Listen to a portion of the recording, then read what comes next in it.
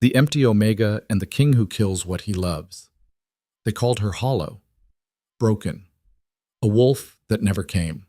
In a world where your beast defines your worth, Leora Dane had nothing, no pack, no power, no future, just a body the ceremony would reject, until the most feared man in the kingdom pointed at her and said one word, her. Alpha King Kael Draven doesn't love. He can't. Every woman who's ever loved him has died screaming, frozen from the inside out. And now he's chosen the one girl who has nothing left to lose. Stay until the end to see how the girl they threw away becomes the queen who saves them all. Like if you're watching from your city, and drop a comment below. The rejection ceremony always smelled like pine and fear. Leora stood at the back of the gathering hall, pressed against the stone wall where the torchlight didn't quite reach. She'd learned years ago to make herself small, invisible, if possible. The other Omegas didn't look at her anymore. Hadn't for 3 years. Not since the night her wolf should have emerged, and didn't. Empty, they whispered. Broken, hollowed out. The words had teeth. They bit deeper than claws. Leora Dane. Her name cut through the low murmur of the crowd like a blade through silk. Every head turned. The priestess stood at the altar, her silver robes catching the firelight, her expression carved from disapproval. Leora's stomach dropped. This wasn't how it worked. The ceremony called those who had something to offer, bloodlines, strength, beauty, at minimum. She had none of those things. She was 22, wolfless, and so far beneath notice that even the lowest-ranked betas ignored her existence. Step forward. Leora's legs moved before her brain caught up. The crowd parted like she carried plague. She could feel their stares, sharp, curious, vicious. Someone snickered. Another whispered something that made the girl beside her laugh behind her hand. The priestess's eyes were cold. You are called to present yourself before the Alpha King. The hall went silent. Leora's heart stopped, then started again too fast. No, that's not... The Alpha King does not accept damaged goods, someone said from the crowd. Marin, daughter of the Southern Ridge Alpha. Her voice dripped contempt. Why waste his time? Murmurs of agreement rippled through the room. Leora kept her eyes down, her hands clenched so tight her nails cut crescents into her palms. She wanted to run, wanted to disappear into the floor. But running from a ceremony summons meant exile, and exile meant death in the Northlands during winter. The priestess raised one hand. Silence fell again, instant and absolute. The Alpha King has made his selection. Leora Dane will come forward. Selection. The word didn't make sense. The ceremony wasn't a selection. It was a culling. Alphas chose from the presented Omegas based on bloodline compatibility, political advantage, strength of wolf. Leora had none of those things. She was a mistake, a genetic dead end, the kind of Omega packs quietly removed before she could contaminate the gene pool. And yet, she walked. Each step felt like moving through water. The crowd pressed close on either side, their whispers building into a low roar. She caught fragments, cursed, broken. What is he thinking? She'll be dead in a week. But none of it landed. Her mind had gone somewhere else, somewhere distant and numb. The altar steps were steep. She climbed them slowly, her worn boots scuffing against stone that had seen 1,000 ceremonies, 1,000 claims, 1,000 Omegas bound to Alphas in bonds that were supposed to be sacred. Sacred. Right.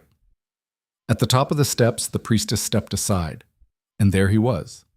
Leora had never seen the Alpha King in person. No one from the lower districts had. He appeared at state functions, military parades, treaty signings, never at pack gatherings, never at ceremonies for common wolves. The stories painted him as a legend, a monster. A man so powerful his very presence made Alphas submit and Omegas faint. The reality was worse. Kael Draven stood 6.5 feet of controlled violence.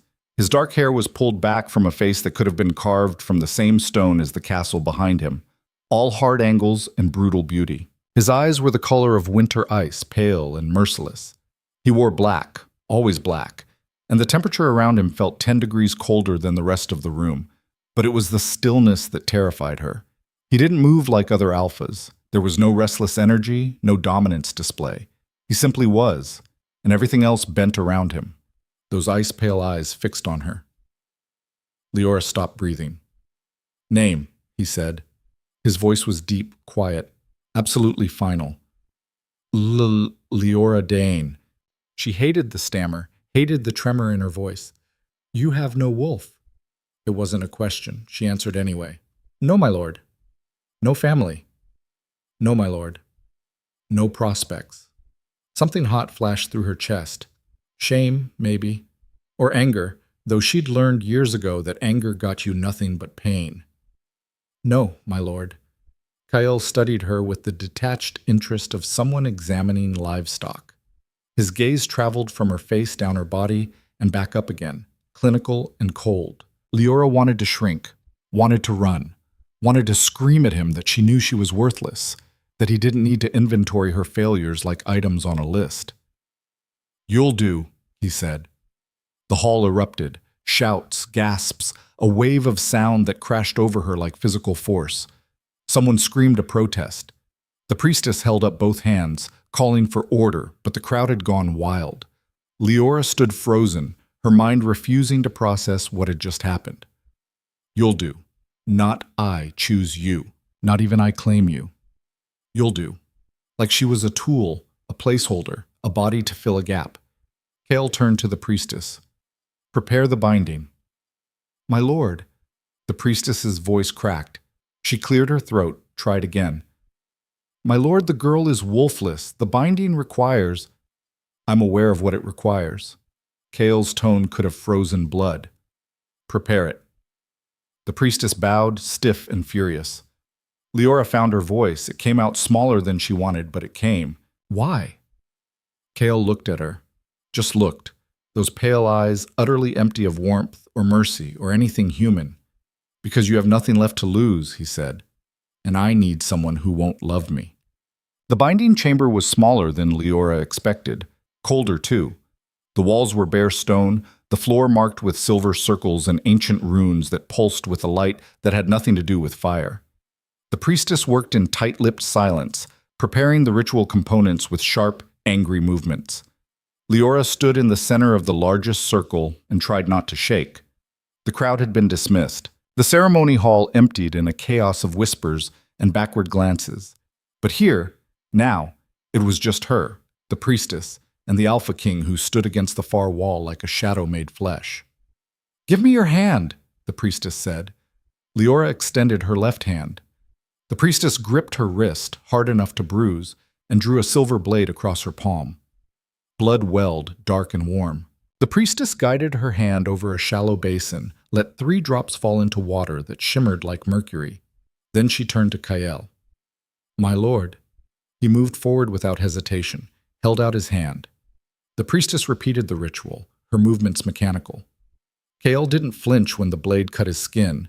His blood fell into the basin, 3 drops, same as hers, and where they touched the water, frost spread across the surface in crystalline patterns. The priestess set the basin on the altar, began to chant. The words were old, older than the kingdom, older than the packs, older than the first wolves who learned to walk on 2 legs and call themselves human. Leora didn't understand the language, but she felt it in her bones, felt it wrap around her ribs and squeeze. The runes on the floor blazed brighter. Pain lanced through her chest, sudden, sharp, like someone had hooked a wire around her heart and pulled. She gasped, stumbled, caught herself before she fell. Across the circle, Kael's expression didn't change, but his hand had gone to his chest, pressed flat against his sternum. The priestess's chant rose to a crescendo. The light became blinding. Leora squeezed her eyes shut, felt something shift inside her, something fundamental, like a door opening in a room she didn't know existed. Then it was over. The light died. The pain faded to a dull ache. Leora opened her eyes, breathing hard, and found Kael watching her with that same cold assessment. "It's done," the priestess said. Her voice shook. She looked at Leora with something between pity and horror. "You are bound to the Alpha King. The bond cannot be broken except by death." Leora's throat was too tight to answer. The priestess turned to Kael. "My lord, I must speak plainly. This girl cannot give you an heir without a wolf. I'm aware, Kale said. He hadn't stopped looking at Leora. Leave us. The priestess's jaw tightened, but she bowed, gathered her ritual tools, and swept from the chamber without another word. The door closed behind her with a sound like a coffin lid. Silence. Leora forced herself to meet Kael's eyes. I don't understand. If you don't need an heir... I didn't say I don't need one. But she just said, the priestess knows what everyone knows. Kael moved closer, each step deliberate. He stopped just outside the circle, close enough that Leora could feel the cold radiating off him. She doesn't know what I know. Leora's heart hammered. Which is? That you're not empty. His eyes narrowed. You're suppressed. The word hit her like a fist. That's not... I was tested multiple times. There's nothing... There's something. Kale tilted his head slightly, studying her. Small, buried, but it's there. You're wrong. I'm never wrong about power. He said it with absolute certainty. Someone put chains on you, Leora Dine. Someone who didn't want you to be what you are. Her breath caught. Old memories stirred, fragments of a childhood she'd tried to forget. Her mother's hands, too tight on her shoulders. A bitter drink forced down her throat. Whispers in the dark. It's for your own good. You'll understand someday. That's impossible, she whispered. Is it? Kael's expression didn't change. Tell me, do you remember your wolf trying to emerge? No, it never. Think harder. She wanted to argue, wanted to tell him he was insane, that he was seeing things that weren't there. But something in his tone made her stop, made her think. And there, a flash. Just a fragment. She'd been 7, maybe 8, sick with fever. Her mother had held her down while someone else, the pack healer, poured something down her throat that tasted like ash and metal. She'd screamed, thrashed, felt something inside her scream too, something wild and desperate, and the memory cut off, went dark, like someone had torn out the rest of the page. Leora's hands were shaking. Why would they do that? I don't know. Kael's voice was flat. But I intend to find out. And if you can't, if I really am just, then you'll still serve a purpose. He turned away, moved toward the door. You're immune. Immune to what? He stopped, looked back at her over his shoulder, and for the first time, something flickered in those ice-pale eyes. Something that might have been pain if Kael Draven were capable of feeling it. To the curse, he said quietly. Every woman who's ever loved me has died, frozen from the inside out, until their hearts stopped beating and their blood turned to ice. His jaw tightened. You can't love me, Leora. You don't have the capacity. No wolf means no bond, and no bond means no love. Understanding crashed over her. You chose me because I can't feel anything for you. I chose you because you won't die when this kingdom needs a queen. Kael's expression went cold again. The council demands an heir. The bloodline must continue. You are a solution to a problem. A broodmare, Leora said flatly. A queen. He opened the door. You have 3 days to prepare. On the 4th day, we ride north to the Winter Palace. Don't make me come looking for you. He left. The door closed. Leora stood alone in the binding chamber, her palms still bleeding, her chest still aching where the bond had settled like a frozen stone. You're a solution to a problem. She laughed. Couldn't help it. The sound came out broken and bitter and utterly humorless. All her life she'd been nothing. No family, no wolf, no future. Just a mistake that should have been culled years ago. And now? Now she belonged to the most dangerous man in the kingdom.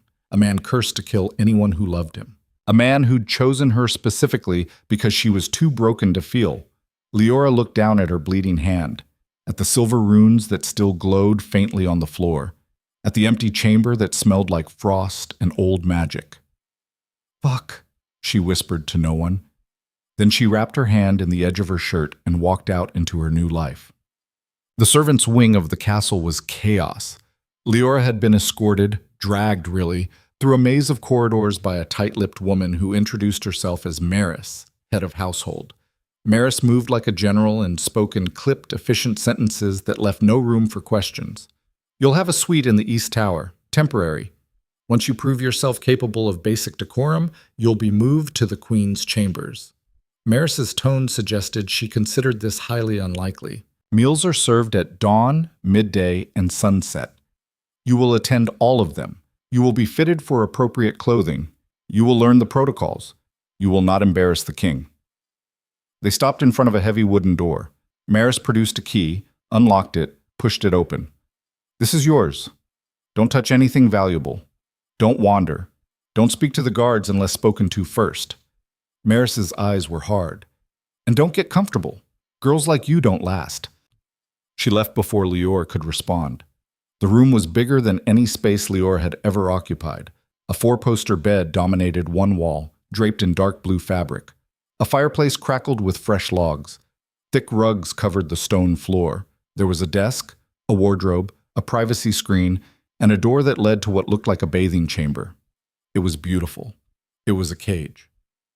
Liora closed the door, leaned against it, and finally let herself shake. The bond in her chest pulsed, a steady, rhythmic pull toward something distant, toward him.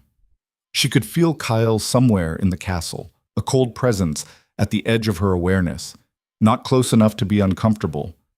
Just there, always there. You're suppressed.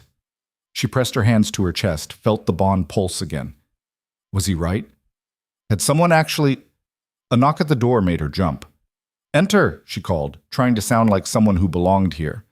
The door opened. A girl stepped in, young, maybe 16, with dark hair and nervous eyes. She carried a tray laden with food. "Begging your pardon, my lady. I'm Finn. I've been assigned to attend you." She set the tray on the desk, bobbed an awkward curtsy. "Maris said you'd need supper and... well, here." Liora stared at the food. Roasted meat, fresh bread, vegetables and butter sauce, a slice of berry tart, more food than she'd seen in a week. "Thank you," she said quietly. Finn hesitated. "Is there anything else you need?" "Yes." An explanation. A way out. A different life. "No," Liora said. "Thank you, Finn." The girl curtsied again and fled. Liora sat at the desk and forced herself to eat. The food was good, better than good, but it tasted like ash in her mouth. She got through half the plate before giving up. Outside the window, night had fallen. The castle grounds stretched out below, covered in snow that glowed under a full moon. In the distance, she could see the lights of the city, and beyond that, the dark line of the forest where the wild wolves still ran.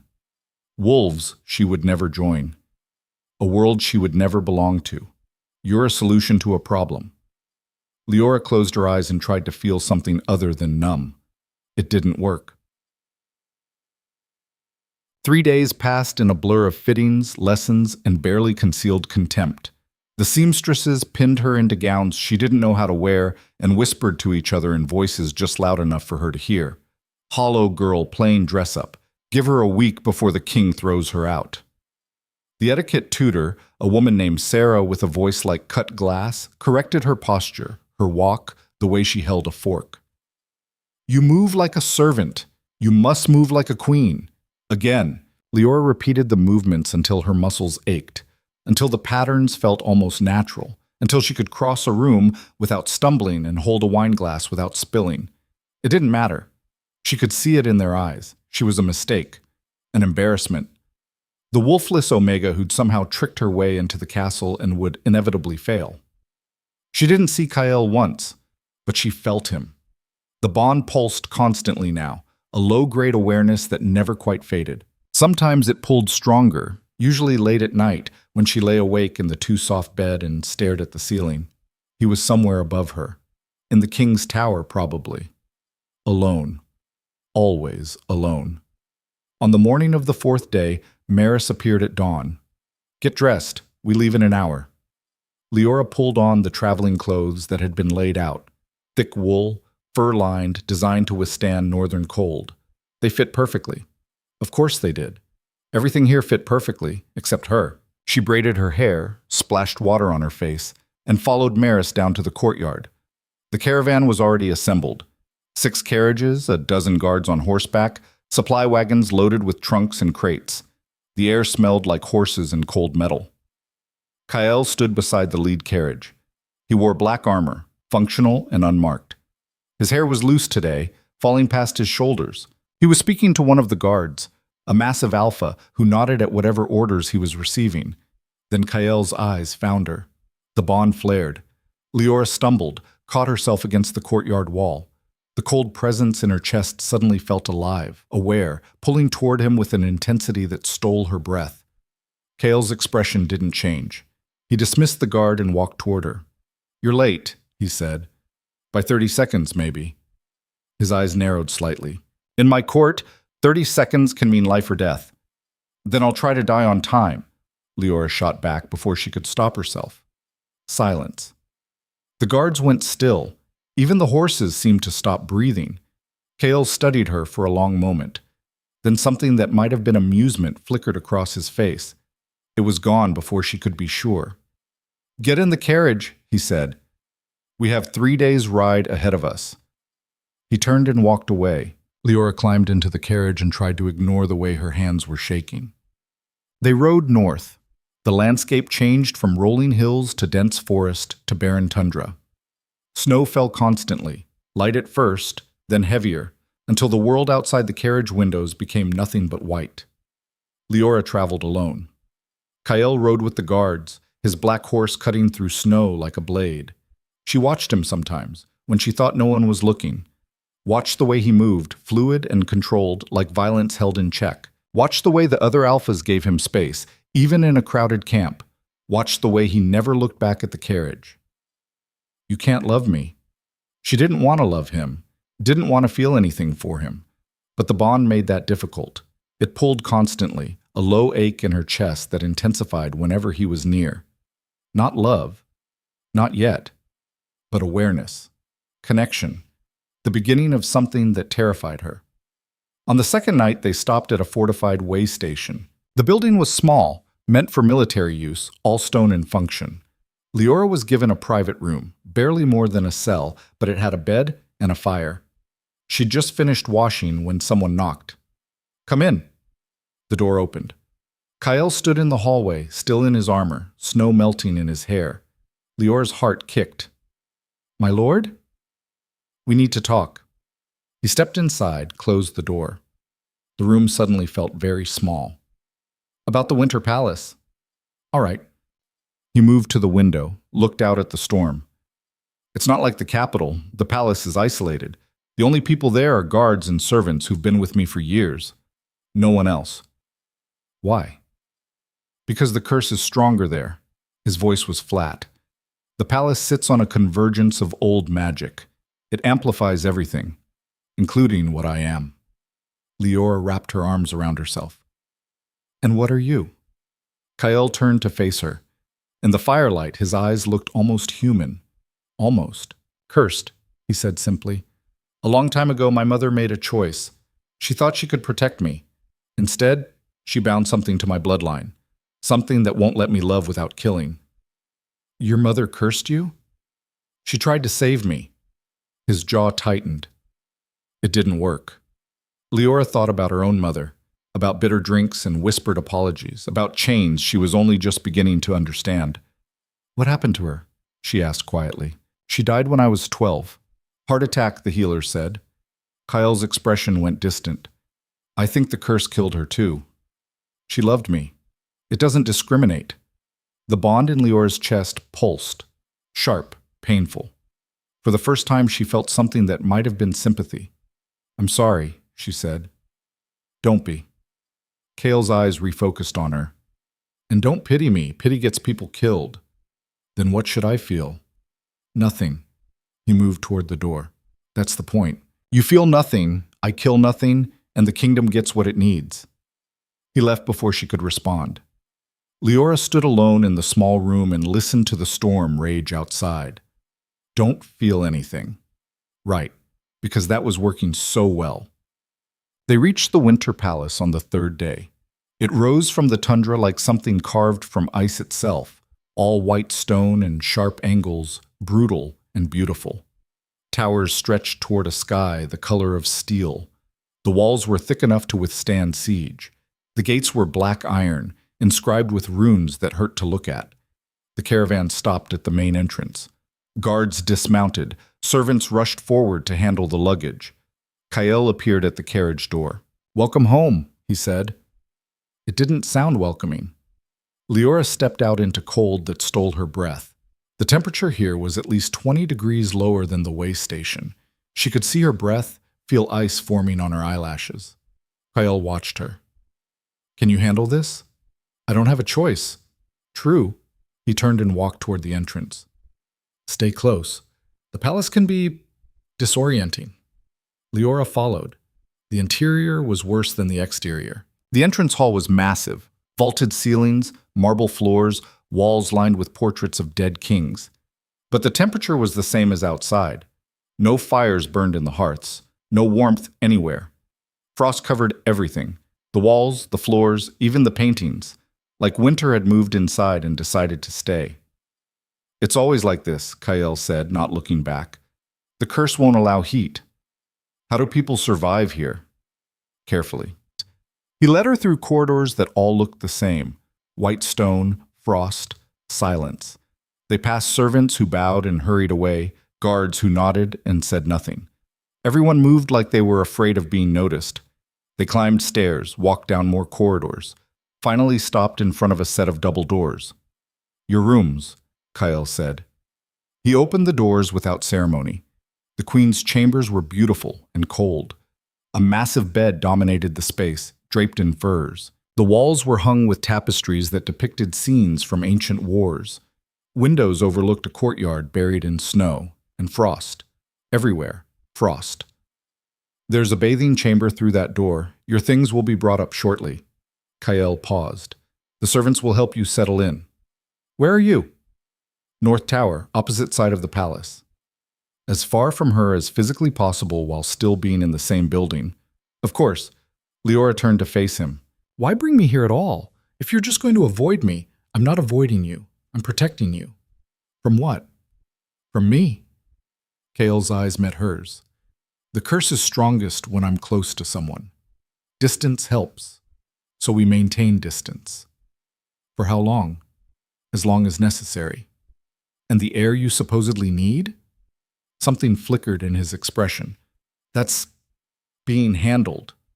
Leora's stomach dropped. "What does that mean?" "It means I've consulted with healers who specialize in bloodline magic. There are ways to conceive an heir without—" He trailed off, his jaw tight. "Without traditional methods." "You mean without touching me?" "Yes." Heat flooded Leora's face, half embarrassment, half anger.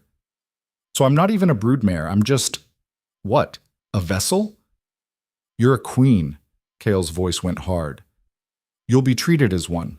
Housed, fed, protected. Given authority over the household. In return, you'll provide the bloodline what it needs, and you'll stay alive. That's more than most people get." He turned to leave. "Kael." He stopped, looked back. And for just a moment, something in his eyes looked almost human. Almost sorry. "Don't make this harder than it needs to be," he said quietly. "Please." Then he was gone.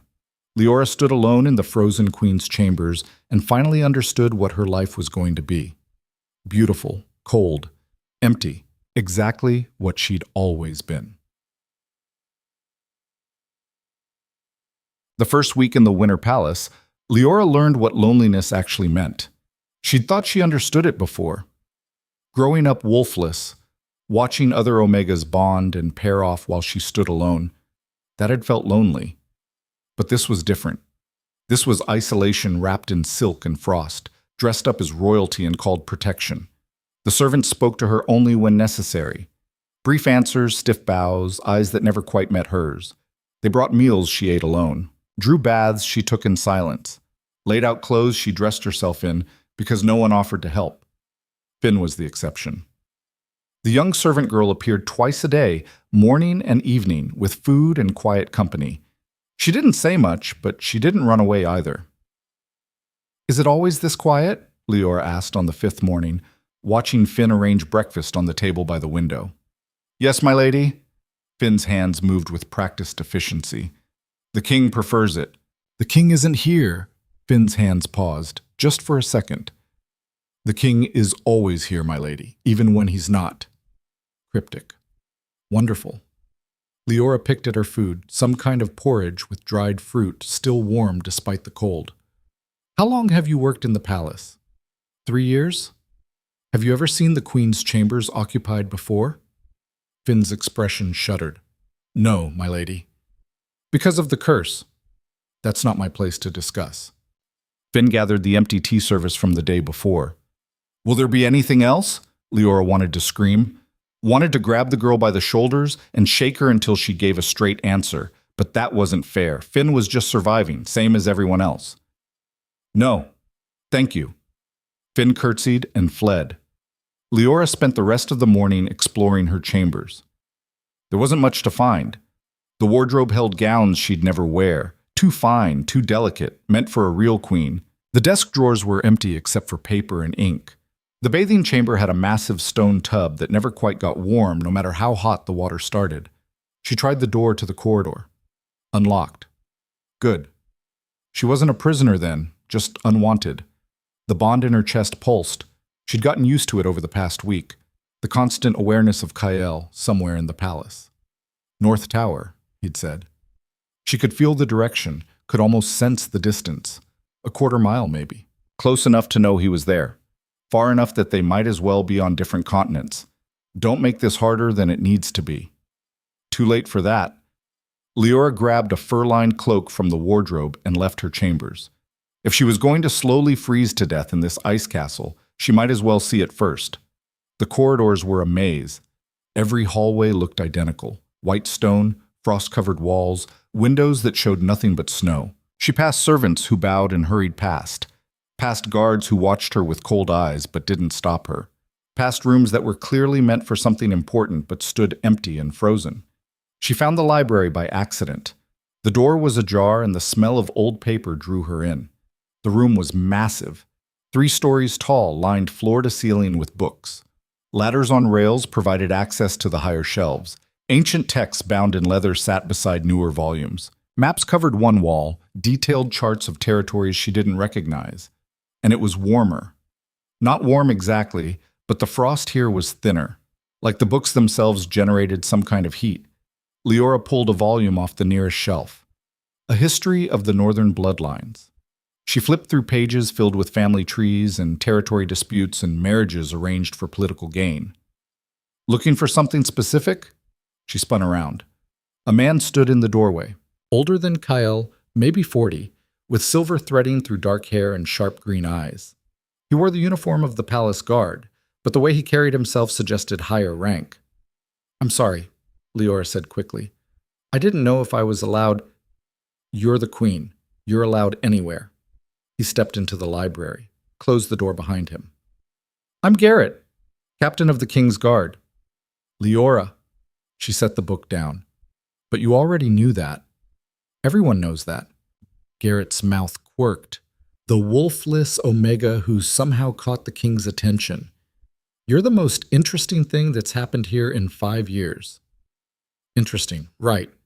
Leora crossed her arms. Is that what they're calling it? Among other things, Garrett moved to one of the tables, picked up a book someone had left open. Most of the staff thinks you'll be dead within a month. Some are taking bets. Comforting. I told them they're idiots. He looked up at her. Anyone the king chooses survives. That's how it works. Because I can't love him. Garrett's expression shifted.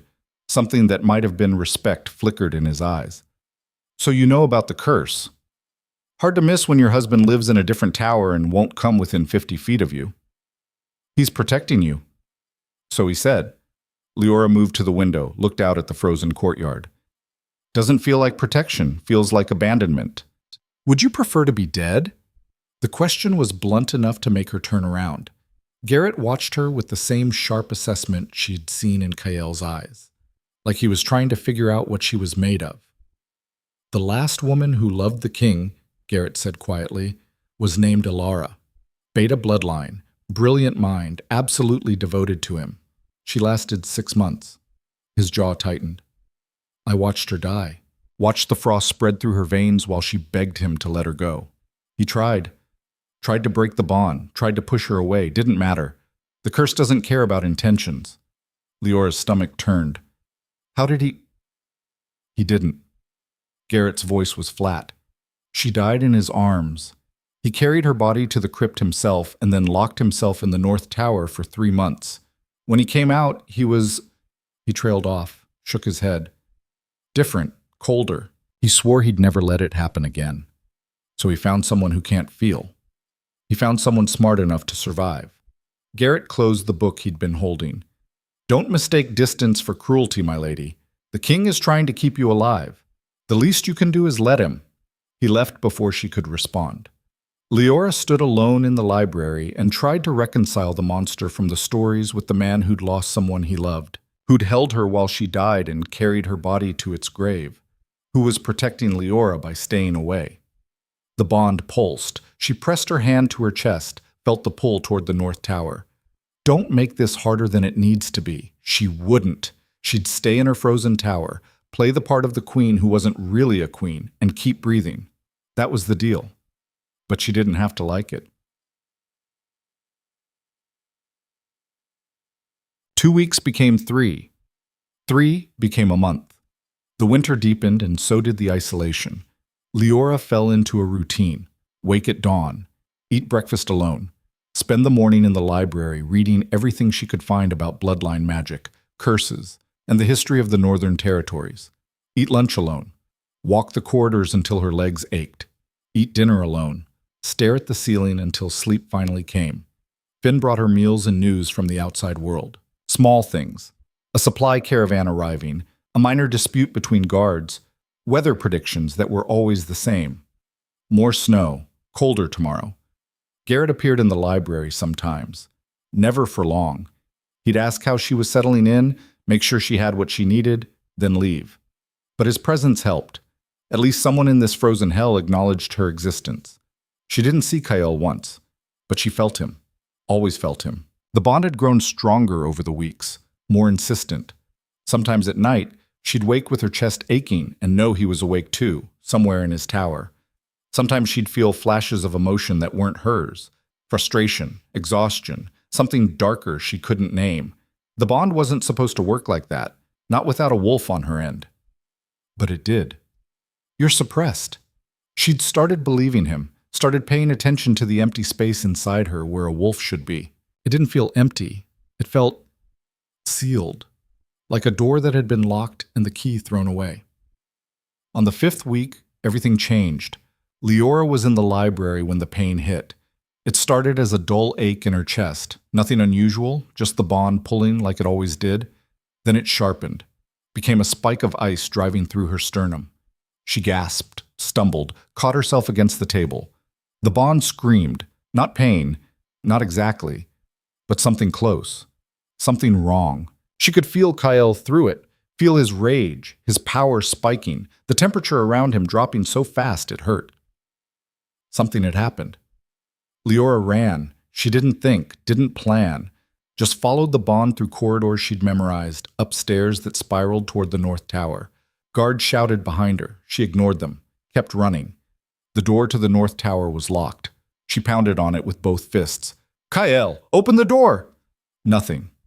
The bond pulled harder. She could feel him on the other side, feel the cold radiating through the wood, feel the fury that made the air itself crackle. Damn it! Open the... The door exploded outward. Not literally, but it flew open with such force it slammed into the wall, and Kyle stood in the doorway like winter given form. Frost covered his skin. His eyes blazed pale fire. The air around him shimmered with cold so intense Leora could see ice crystals forming in real time. Get out! His voice was barely human. What happened? Leora held her ground even though every instinct screamed at her to run. I said get out! Power rolled off him in waves. The frost on the walls thickened. The temperature dropped 20 degrees in seconds. Leora's breath came out in clouds. No. Kale's eyes narrowed. You don't give me orders.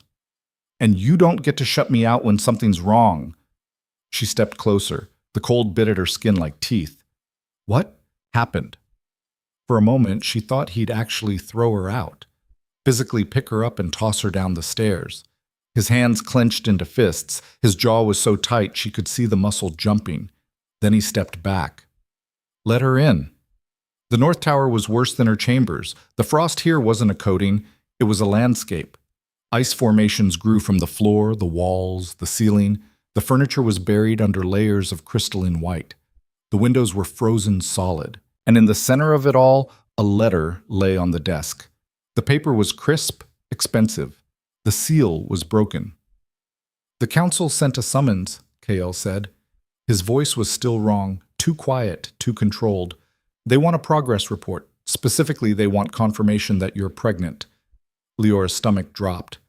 Already? It's only been a month. They don't care about timelines. They care about results. He moved to the window, stared out at the storm. And they're threatening to dissolve the binding if I can't prove the bloodline will continue. They can't do that. They can if they claim dereliction of duty. Kael's hands pressed flat against the frozen glass. The council has been looking for an excuse to remove me since I took the throne. A childless king with a curse that kills potential heirs is the perfect target. So what do? We? He looked at her. There is no we, Leora. This is my problem. You bound me to you, made me your queen. That makes it my problem too. You're not actually... He cut himself off, looked away. You're not equipped to handle council politics. Heat flared in Leora's chest. Because I'm wolfless? Because I'm broken? Because you're human. The words came out harsh. You don't have the power to stand against them. You don't have the bloodline, the connections, the respect, Leora finished. Her voice was cold. Say it. I don't have their respect because I'm nothing. Just a hollow girl playing dress-up. Kael's expression shifted. For the first time since she'd met him, he looked genuinely thrown. That's not... It's exactly what you think. Leora moved closer, anger burning through the fear.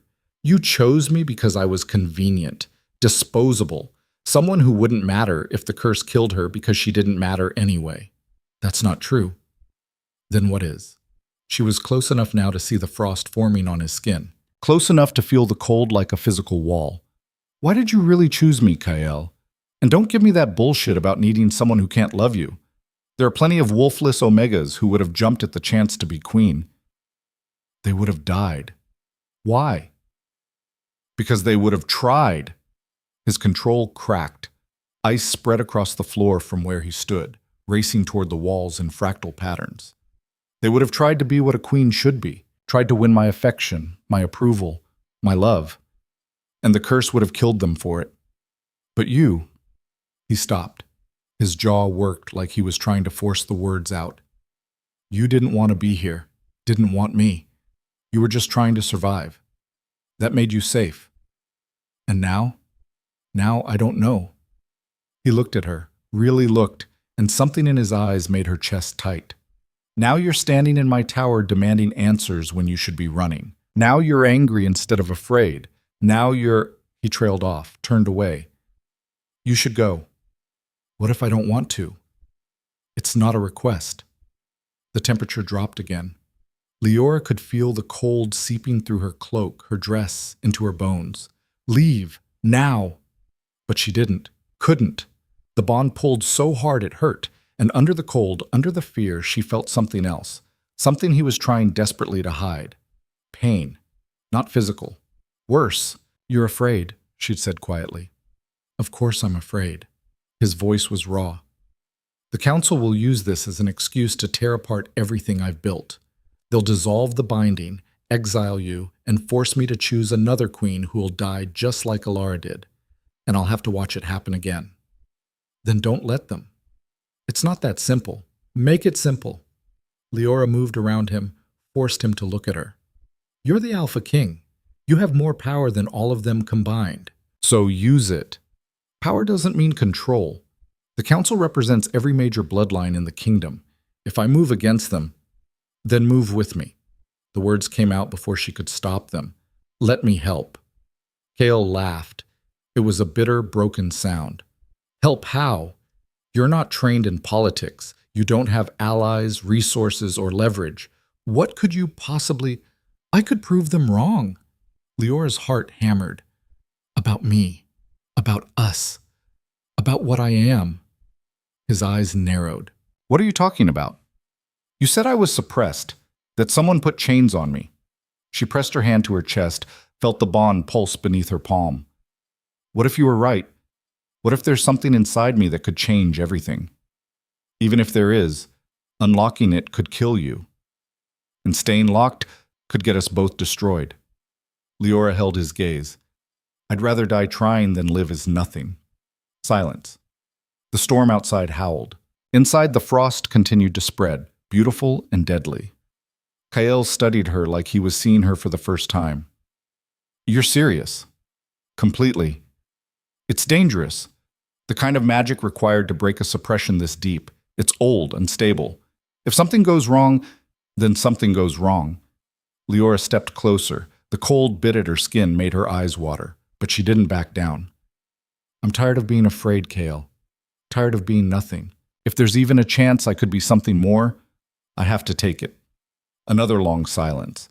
Then Kael moved, fast, deliberate.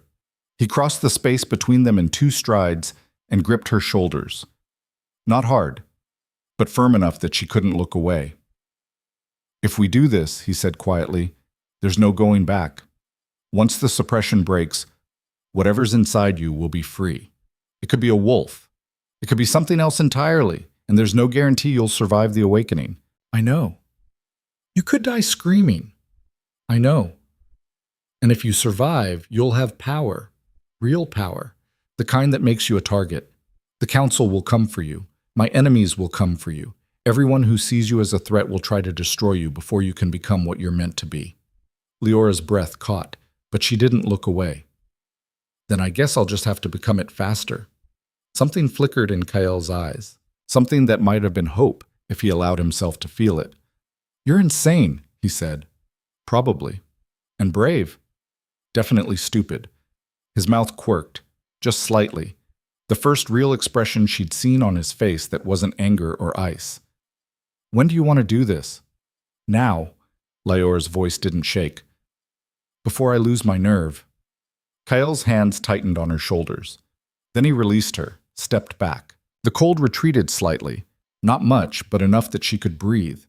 There's a ritual chamber beneath the palace, he said.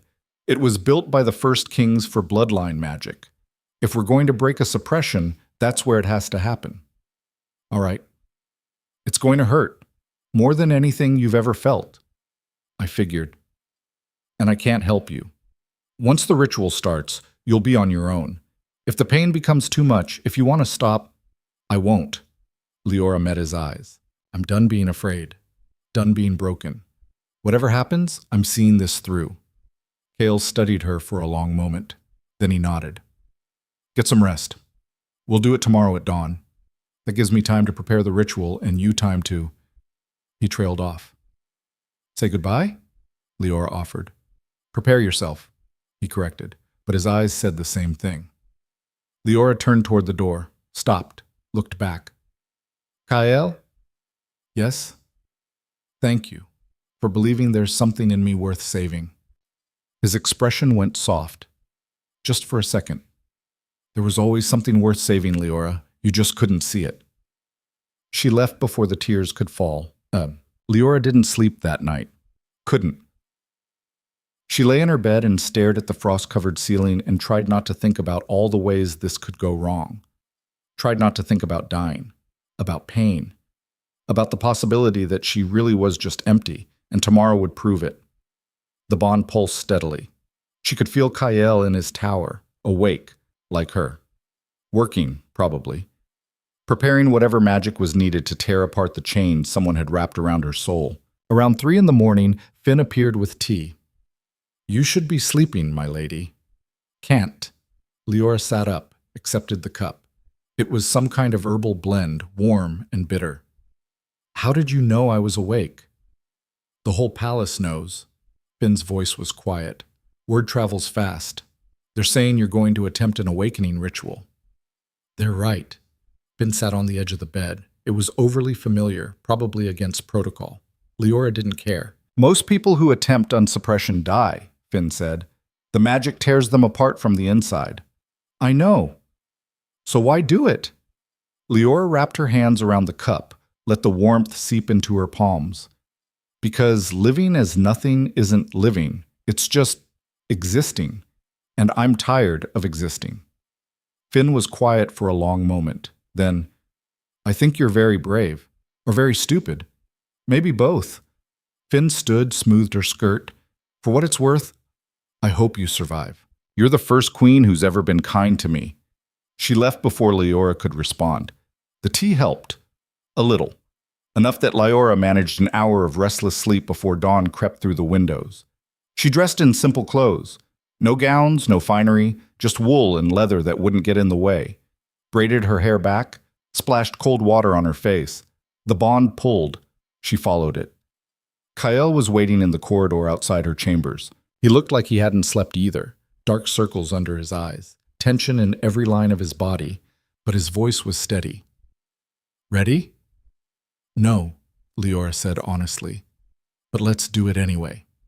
They walked through the silent palace, down stairs that descended deeper than Leora had known existed, through corridors that grew warmer as they went, like they were moving toward the heart of something alive. The ritual chamber was at the bottom of everything. The room was circulars carved from black stone that absorbed light. Runes covered every surface, the floor, the walls, the domed ceiling. In the center, a stone altar stood empty, and it was warm, actually warm. The first real heat Leora had felt since arriving at the palace. The magic here is old, Kael said. Older than the curse, older than the kingdom. It predates wolves, predates everything we know. He moved to the altar, began laying out tools, silver blades, vials of liquid that glowed faintly, herbs she didn't recognize. When the ritual starts, the magic will search for whatever's suppressed inside you. It will dig until it finds it. Then it will tear the suppression apart. How long does it take? Depends on how deep the suppression goes. Could be minutes, could be hours. He looked at her. The pain will be constant. You'll want to give up, want to make it stop. But if you do, if you stop the ritual before it's complete, the backlash will kill you instantly. So I finish it, or die trying. Exactly. Leora approached the altar. Her hands were shaking. She clenched them into fists. What do I do? Lie down. Stay still. Don't fight the magic. Let it work. And whatever you see, whatever you feel, remember, it's not real. The suppression will fight back by showing you nightmares. Don't believe them. Leora climbed onto the altar. The stone was warm against her back. Above her, the runes on the ceiling began to glow. Kael appeared at the edge of her vision. He held one of the silver blades. I need your blood to activate the ritual. Just a few drops. She held out her hand, didn't flinch when he cut her palm, watched her blood fall onto the altar, watched it spread through carved channels she hadn't noticed before. The runes blazed brighter. Once I start the incantation, the magic will take over, Kael said. His voice was tight. I can't stop it. Can't help you. You'll be alone. I know.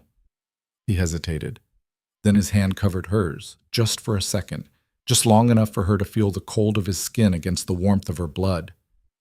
Don't die, he said quietly. Please. Then he stepped back and began to chant. The words were old, ancient. They resonated in Leora's bones, made her teeth ache. The air thickened. The runes on the ceiling spun faster and faster until they became a vortex of light. Then the pain started. It felt like fire, like ice. Like every nerve in her body had been stripped raw and exposed. Leora screamed, couldn't help it, and the sound echoed off the walls, came back distorted and wrong. The magic dug into her chest. Not physically, deeper. It searched through her ribs, her lungs, her heart.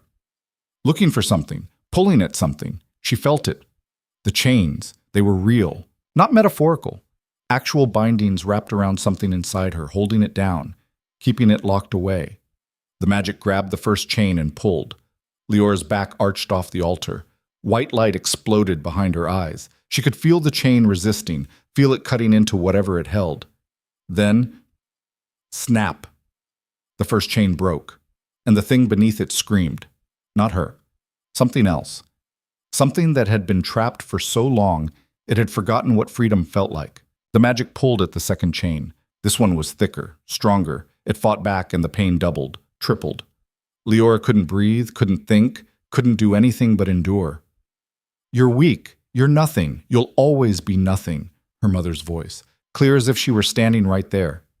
"Don't believe it," Leora thought desperately. "It's not real. It's—" The second chain broke. The scream inside her grew louder.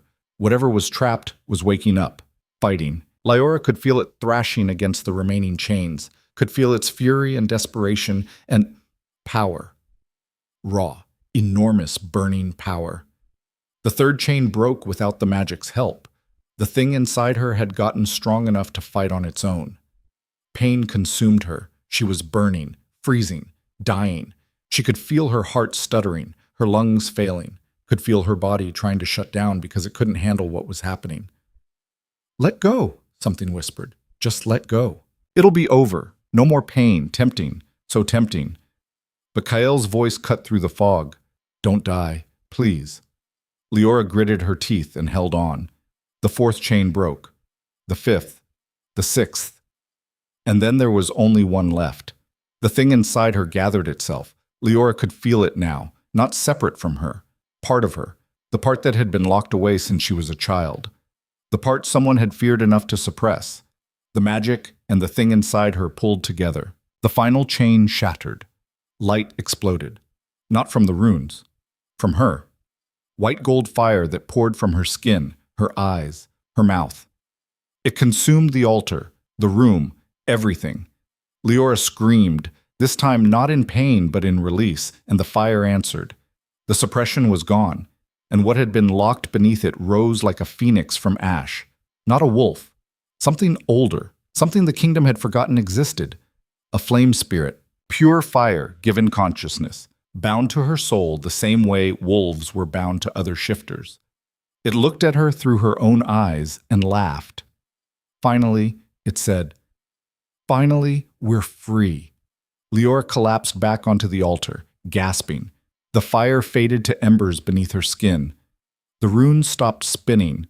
The room went quiet except for her ragged breathing. Kael appeared above her. His eyes were wide, his expression somewhere between shock and awe. "You're alive," he said. "Barely." Leora's voice was hoarse. Everything hurt, but under the pain, she felt alive. More alive than she'd ever been. "Did it work?" Kael stared at her, at the faint glow still emanating from her skin, at the way the air around her shimmered with heat. "Yes," he said quietly. "It worked." Leora closed her eyes and let out a shaking breath. She wasn't hollow anymore. Wasn't broken. Wasn't nothing. She was fire. And she was going to burn this whole kingdom down if that's what it took to survive. She was fire. And she was going to burn this whole kingdom down if that's what it took to survive. The thought should have terrified her. Instead, it felt like coming home. Kael helped her sit up. His hands were careful, too careful, like he was afraid she'd shatter or combust. Probably both. "Can you stand?" he asked. Leora swung her legs off the altar. Her muscles screamed in protest, but she forced herself upright. The room tilted. Kael caught her before she fell, his cold hands a shock against her overheated skin. Steam rose where they touched. He jerked back. "Sorry, It's fine." Leora steadied herself against the altar. "I'm fine, just need a minute." But she wasn't fine. Every cell in her body felt like it had been taken apart and put back together wrong. Or maybe right, for the first time. The flame spirit pulsed beneath her skin. Not separate, not foreign, just there. Part of her, like it had always been waiting. "We've been locked away a long time," the spirit said. Its voice was hers, but also not. "Layered, ancient. Your mother feared what we could become." "Why?" Leora whispered. "Because fire consumes everything, even curses." Kael was watching her. "Who are you talking to?" "The spirit." Leora looked down at her hands. Embers flickered beneath her skin, visible through the flesh like veins of light. "It's talking to me. In my head." "What's it saying?" "That my mother was afraid." Leora's throat tightened. "She knew what I was, knew what I could do, so she locked it away before it could surface." Kael's expression went dark. She had no right. She thought she was protecting me. Leora pushed off the altar, took a few experimental steps. The world stayed mostly stable. Fire spirits haven't existed in centuries. The bloodlines died out during the purge. If anyone knew what I was, they'd kill you, Kael finished, or try to use you. Exactly. Leora turned to face him. So what do? We keep it quiet. Kael moved to the door, checked the corridor beyond. The ritual chamber is warded. No one outside this room knows what happened. As far as the palace is concerned, you attempted an awakening and it failed. And the council? We'll get a very specific message. Kael's mouth curved into something that wasn't quite a smile. Your wolf emerged, weak but present, enough to prove you're not completely hollow. Leora's stomach twisted. You want me to lie. I want you to survive. Kael turned back to her. Fire spirits are myth, Leora. Legend. If the council discovers what you really are, they'll either try to weaponize you or destroy you. Either way, you lose. The spirit stirred inside her. He's right. Fire is power. Power makes you a target. So I hide, Leora said bitterly. Pretend to be something I'm not. Again. Not forever. Kael crossed the room in 3 strides. Just until we understand what you can do. Until you're strong enough to defend yourself. And how long will that take? I don't know. His eyes met hers. But I'll help you. Train you. Teach you to control the fire before it controls you. Leora wanted to argue. Wanted to scream that she was tired of hiding, tired of being afraid. But the exhaustion was catching up to her. Her legs shook. Her vision blurred at the edges. I need to sleep, she said. I'll take you back to your chambers. I can walk? Leora, I can walk, she repeated. Then her knees buckled. Kael caught her, swept her up before she could protest. His arms were ice against her skin, but the steam didn't bother him this time. He'd braced for it. Put me down, Leora muttered. No. I'm not some damsel. You're exhausted and barely conscious. Stop arguing. He carried her toward the door. We'll take the servant corridors. Less chance of being seen. Leora wanted to keep fighting, but the cold of his body against the heat of hers felt good, balanced, like 2 opposing forces that somehow fit together. The bond pulsed, stronger now. The awakening had changed something between them. She could feel more than just his location, could sense his emotions, concern, determination, and underneath it all, something that felt like pride. He's impressed, the spirit observed. He didn't think you'd survive. Did you? Leora asked aloud. Kael looked down at her. Did I what? Think I'd survive. His expression shifted. I hoped. Hope and certainty are different things. But you let me try anyway. Because you asked. His grip tightened slightly. And because you were right. Living as nothing isn't living. They climbed stairs in silence. The servant corridors were empty. It was barely past dawn. Most of the palace still slept. Kael moved through the passages like he knew them by heart, never hesitating at intersections. How often do you use these halls? Leora asked. Often enough. He glanced down at her. Being king doesn't mean I enjoy being watched every second. So you sneak around your own palace. I prefer strategic navigation. The corner of his mouth twitched. Besides, the servants talk less when they don't see me. They reached her chambers. Kael shouldered the door open, carried her to the bed, set her down gently. The furs felt impossibly soft after the stone altar. Sleep, he said. I'll have Finn bring food when you wake. Kael? He paused at the door. Thank you, Leora said quietly, for believing in me. Something in his eyes softened. You made it easy. He left before she could respond.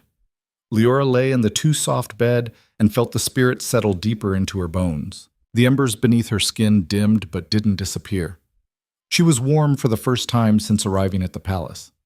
Warm from the inside out. Sleep pulled at her. She let it come and dreamed of fire.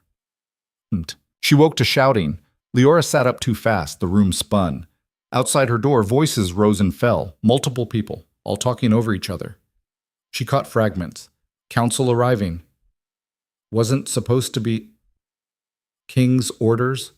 She stumbled out of bed, grabbed a robe, threw open the door. The corridor was chaos. Servants rushed back and forth carrying linens, food, supplies.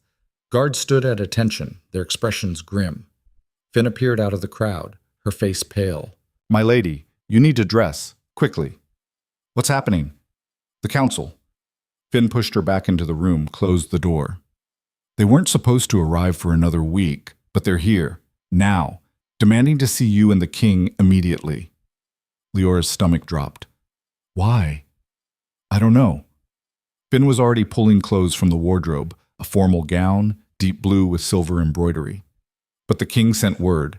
You're to present yourself in the throne room within the hour. An hour. Leora had been asleep for... She glanced at the window. The sun was high, past midday. She'd lost most of the day. They know, the spirit whispered. They sense the change. That's impossible, Leora muttered. My lady? Finn looked up from lacing the gown. Nothing, just... Leora shook her head. Help me get ready. Finn worked with practiced efficiency. The gown was heavier than anything Leora had worn before, designed to impress. The fabric was thick, the embroidery elaborate. Finn pinned her hair up, added silver clips that caught the light. You look like a queen, Finn said quietly. Leora looked at herself in the mirror. The girl staring back was a stranger, composed, regal. Nothing like the hollow Omega who'd stood in the ceremony hall 2 months ago, except for her eyes. They still held that same defiance, that same refusal to break. And now, underneath, embers flickered gold. Let's hope that's enough, Leora said. The throne room was packed. Leora entered through the side door and nearly stopped breathing. Every major alpha in the kingdom seemed to be present. Council members, territory leaders, military commanders. They lined the walls, filled the gallery, crowded around the dais where Kael sat on a throne carved from black ice. He looked like winter itself. All hard edges and cold fury, his eyes pale fire as they tracked her entrance. The bond pulled. Leora followed it down the center aisle, acutely aware of every eye on her. The whispers started immediately. Actually came. Looks different. Still no wolf. I can smell it. Leora kept her chin up and her steps measured. Sarah's lessons paid off. She moved like she belonged here, like she had every right to stand beside the Alpha King. She reached the dais. Kael's eyes met hers. Something passed between them. A warning, maybe. Or solidarity. Gentlemen, Kael said. His voice cut through the whispers like a blade. May I present Queen Leora Draven. The title hung in the air. Leora felt the weight of it settle on her shoulders like a physical thing. A man stepped forward from the council ranks. Older, silver-haired, with eyes like chips of granite. Lord Brennan, if Leora remembered correctly. Head of the council and Kael's most vocal opponent. Your Majesty, Brennan said. The title sounded like an insult. Thank you for joining us. I wasn't aware I had a choice, Leora replied. Murmurs rippled through the crowd. Brennan's eyes narrowed. Direct. I appreciate that. He clasped his hands behind his back. Let's be equally direct, then. The council is concerned about the state of the royal marriage. Concerned how? Kael's voice was ice. You bound yourself to a wolfless Omega, Your Majesty. An Omega with no bloodline, no power, no prospects. Brennan's gaze swept over Leora with barely concealed contempt. The kingdom requires an heir. A strong heir. How do you propose to produce one with this? Heat flared in Leora's chest. The spirit stirred, angry. Let me burn him, just his eyebrows. He won't miss them. Control yourself, Leora muttered. Excuse me? Brennan's eyes sharpened. I said, Leora stepped forward, that you should control yourself, Lord Brennan. Before you say something you'll regret. The room went silent. Brennan's face flushed. How dare you? How dare I what? Speak? Leora moved down the dais steps, closer to the council. I'm the queen. I have every right to address my husband's council, or have the laws changed since I was bound? The laws require a legitimate queen, another council member said. Leora didn't recognize him. Not some broken Omega playing dress-up.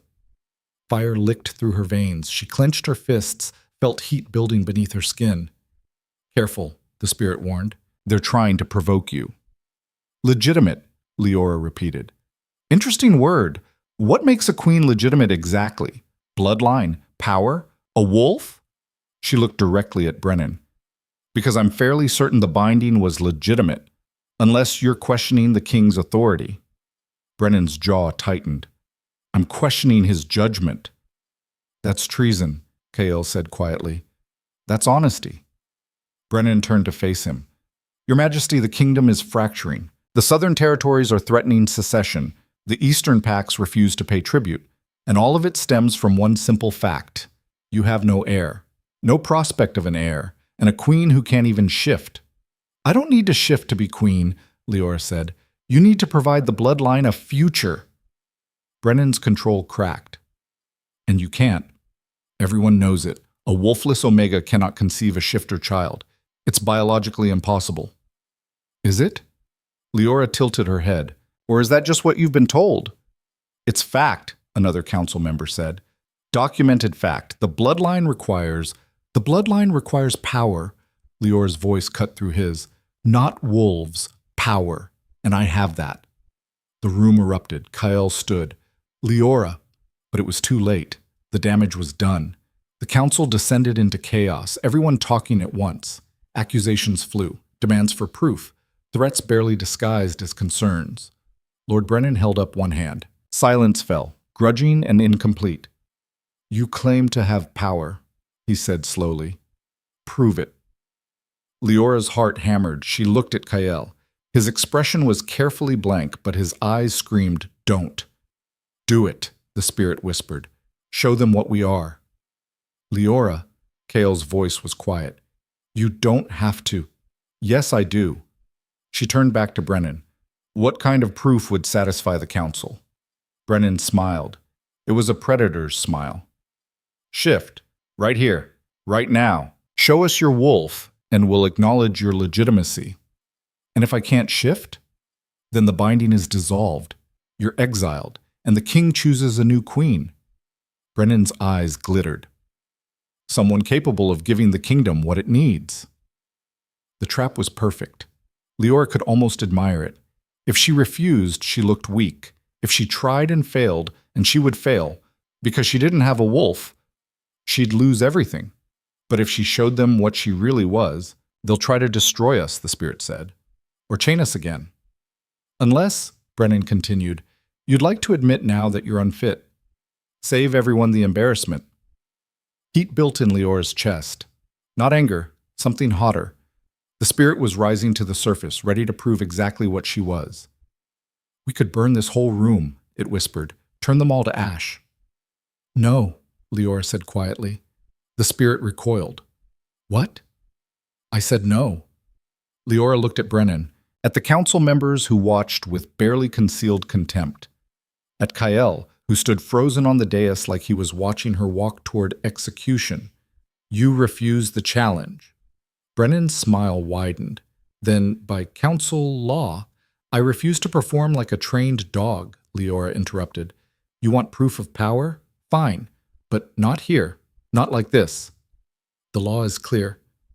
The law says a queen must prove her legitimacy. Leora's voice was steady. It doesn't specify how, or when, or to whom. Brennan's expression darkened. You're splitting hairs. I'm following the law. Leora turned to Kael. Your Majesty, the council demands proof of my legitimacy. I propose a formal trial, 1 week from today, witnessed by all territory leaders, judged by neutral parties. And if I fail, she took a breath. The binding dissolves. No argument. No appeals. The room exploded again, but Kael was staring at her like he'd never seen her before. 1 week, he said slowly. 1 week, Leora confirmed. That's all I need. Kael's eyes searched hers. She didn't know what he saw, but after a long moment, he nodded. The council will accept these terms, he said. It wasn't a question. Brennan's face had gone red. Your Majesty, This is highly irregular. The Queen has invoked her right to formal trial. Kale's voice dropped to something dangerous. Unless you'd like to argue that queens don't have rights? Silence. Brennan looked like he'd swallowed glass. 1 week, he said finally, and if she fails, the binding dissolves. Immediately. Agreed. Kale descended from the dais, offered Leora his arm. This audience is over. Everyone out. The council filed out slowly, reluctantly. Leora could feel their eyes on her back, could hear the whispers that started the moment they hit the corridor.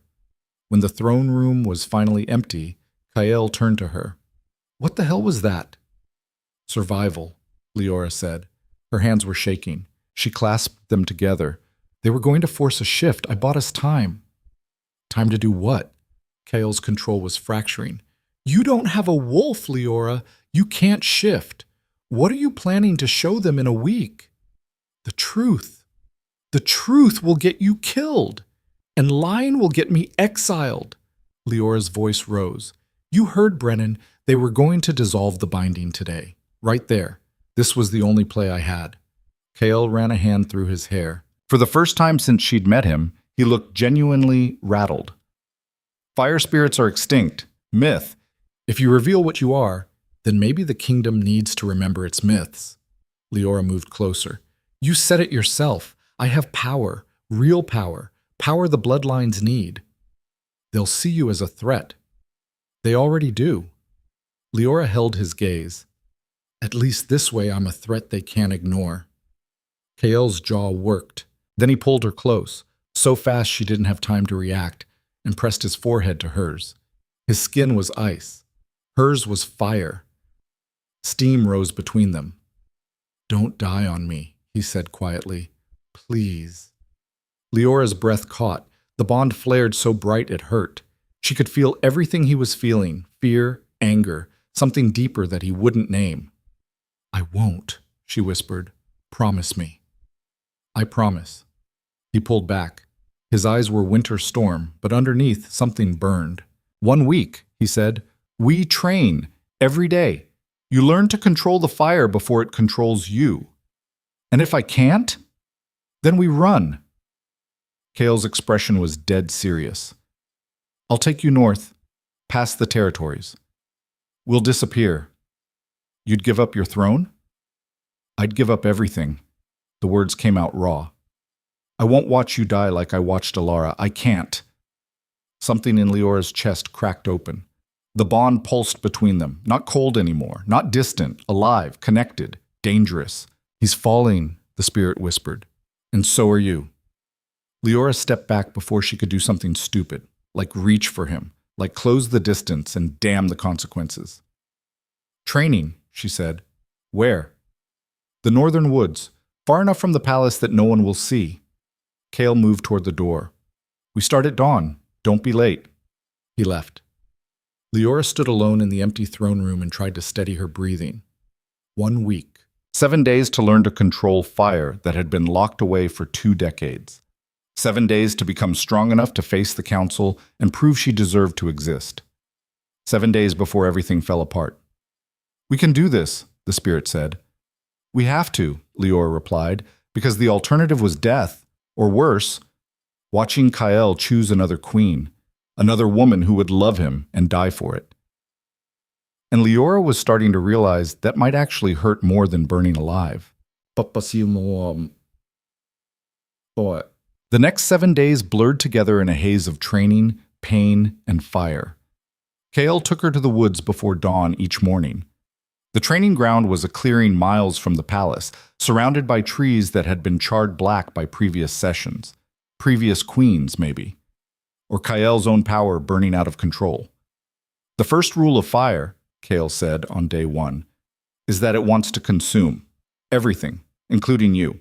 So you don't fight it, you direct it. Leora stood in the center of the clearing, her breath misting in the cold air. How? Feel it. Kyle circled her slowly. The spirit is part of you now. It responds to emotion, to will, to need. Right now it's calm because you are. Make it angry. How am I supposed to? Think about the council. about Brennan calling you broken, about every person who's ever looked at you like you were nothing. Heat flared in Leora's chest. The spirit stirred, interested. Good, Kael said. Now give it shape. Don't let it explode. Control it. Make it do what you want. Leora closed her eyes, reached for the fire inside her. It came eagerly, rushing toward the surface like it had been waiting for permission. She felt it flood her veins, felt heat building in her palms. Open your eyes, Kael said. She did. Her hands were on fire. Not burning, not consuming, just there. Flames danced across her skin, white gold and beautiful. Perfect, Kael breathed. Now throw it. Leora looked at the nearest tree, focused, threw. Nothing happened. The fire stayed on her hands. You're thinking about it too much, Kael said. Fire doesn't think. It acts. So act. Leora tried again. This time she didn't aim, didn't plan, just felt the fire and let it go. A bolt of flame shot from her palm. It hit the tree dead center, exploded into a shower of sparks. The trunk didn't catch, too wet from snow, but the impact left a blackened crater. Yes! Leora stared at her hands. I did it, again, Kael said. She threw, again, and again, and again, until her arms ached and her head pounded and the spirit was a dull roar instead of a scream. Enough, Kael finally said. You're exhausted. Leora collapsed onto a fallen log. Every muscle in her body felt like it had been stretched too thin. This is insane. This is necessary.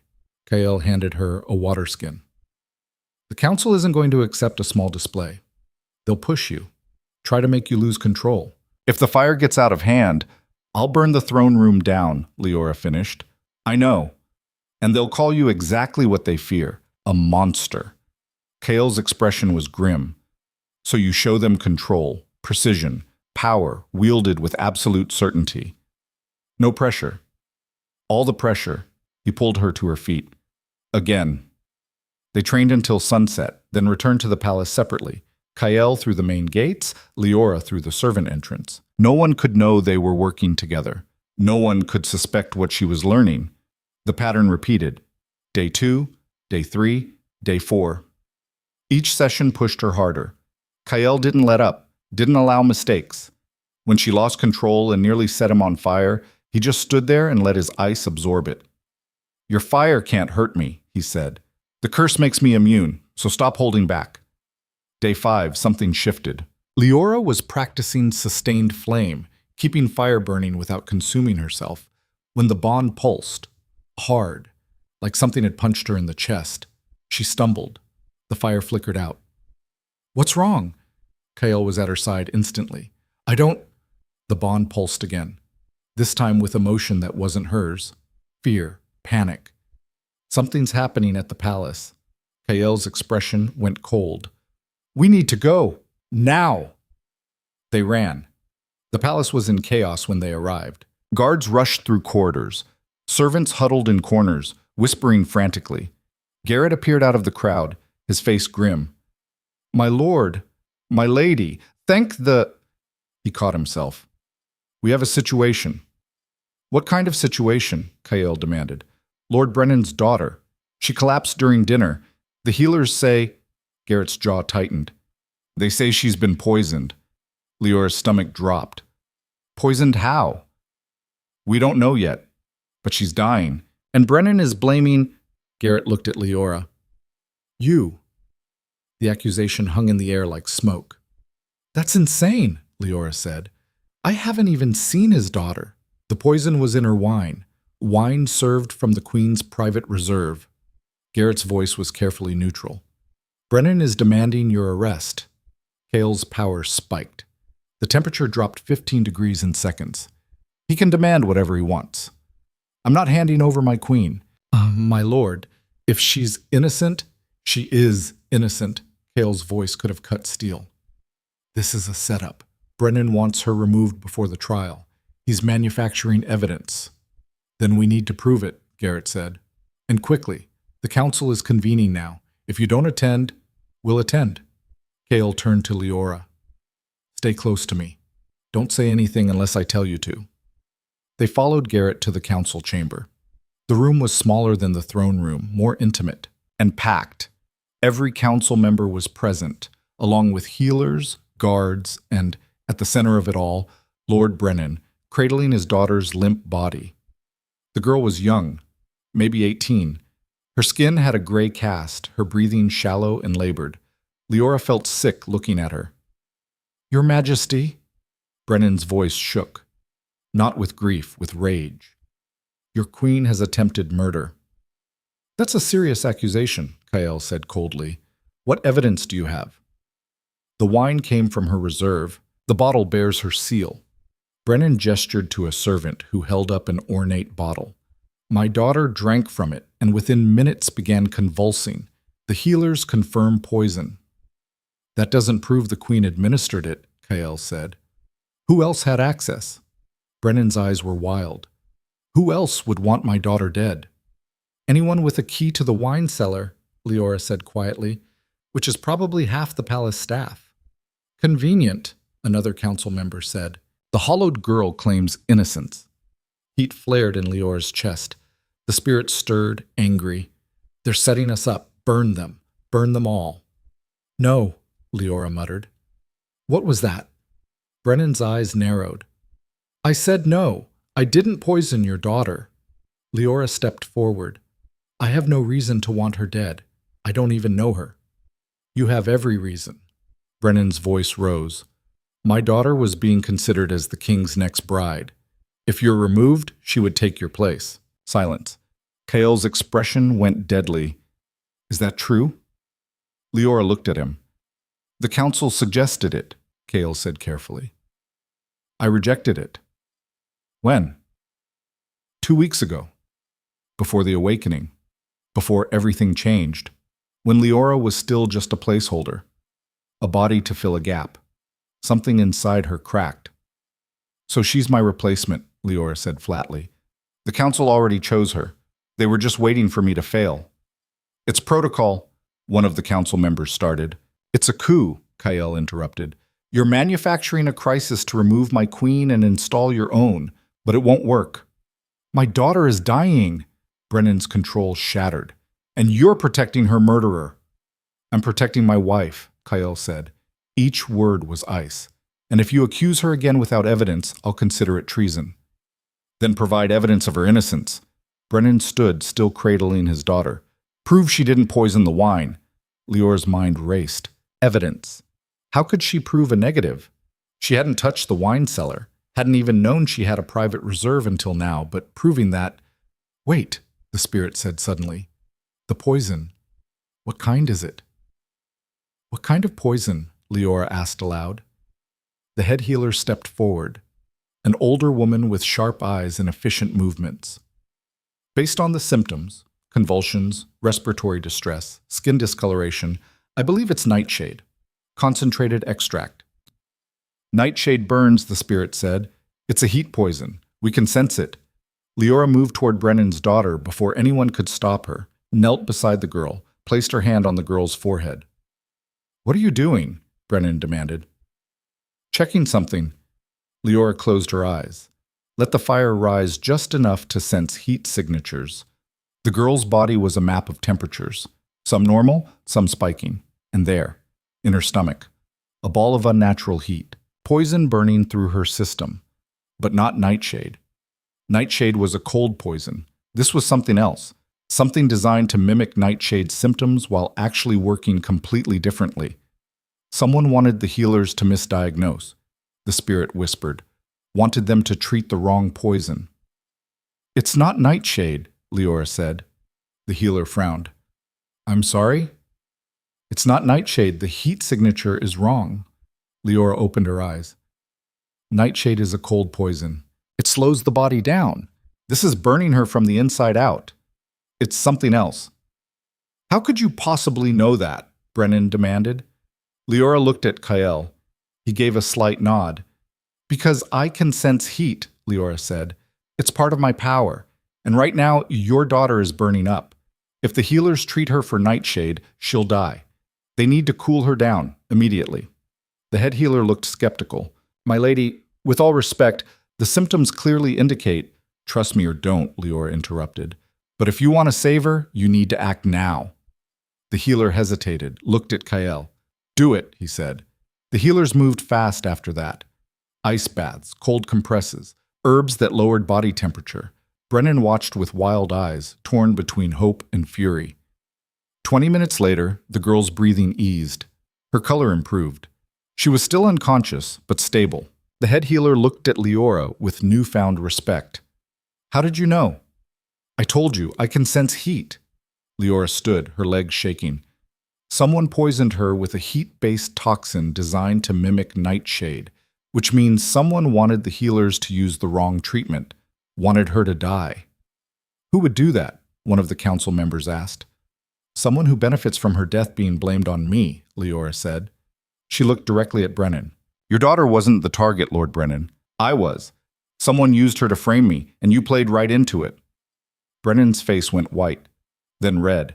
If you think I would risk my own daughter, I don't think you did this, but someone did. Leora turned to Kael. The wine cellar. We need to check it. Now. They found the evidence in less than an hour. The bottle that had poisoned Brennan's daughter wasn't from Leora's reserve at all. The seal was a forgery. Close, but not perfect. And the real bottles, when tested, were clean. More importantly, they found the actual poison, hidden in a storage room near the kitchens, along with notes detailing exactly how to frame the queen for murder. Notes written in a hand that matched one of the junior council members. The man, Lord Veston, younger, ambitious, was arrested before midnight. He confessed under interrogation. He'd been promised a seat on the inner council if he could engineer Leora's removal, promised power by someone he wouldn't name. But Leora knew. They all knew. This went higher than one ambitious lord. This was orchestrated, planned. The council wanted her gone, and they'd use anything, even attempted murder, to make it happen. Kael addressed the council at dawn. His voice was winter itself. Lord Veston will be executed for attempted murder and treason. Any other council member found conspiring against the queen will join him.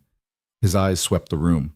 The trial proceeds as scheduled, 3 days from now, and if anyone else tries to interfere, I'll consider it an act of war.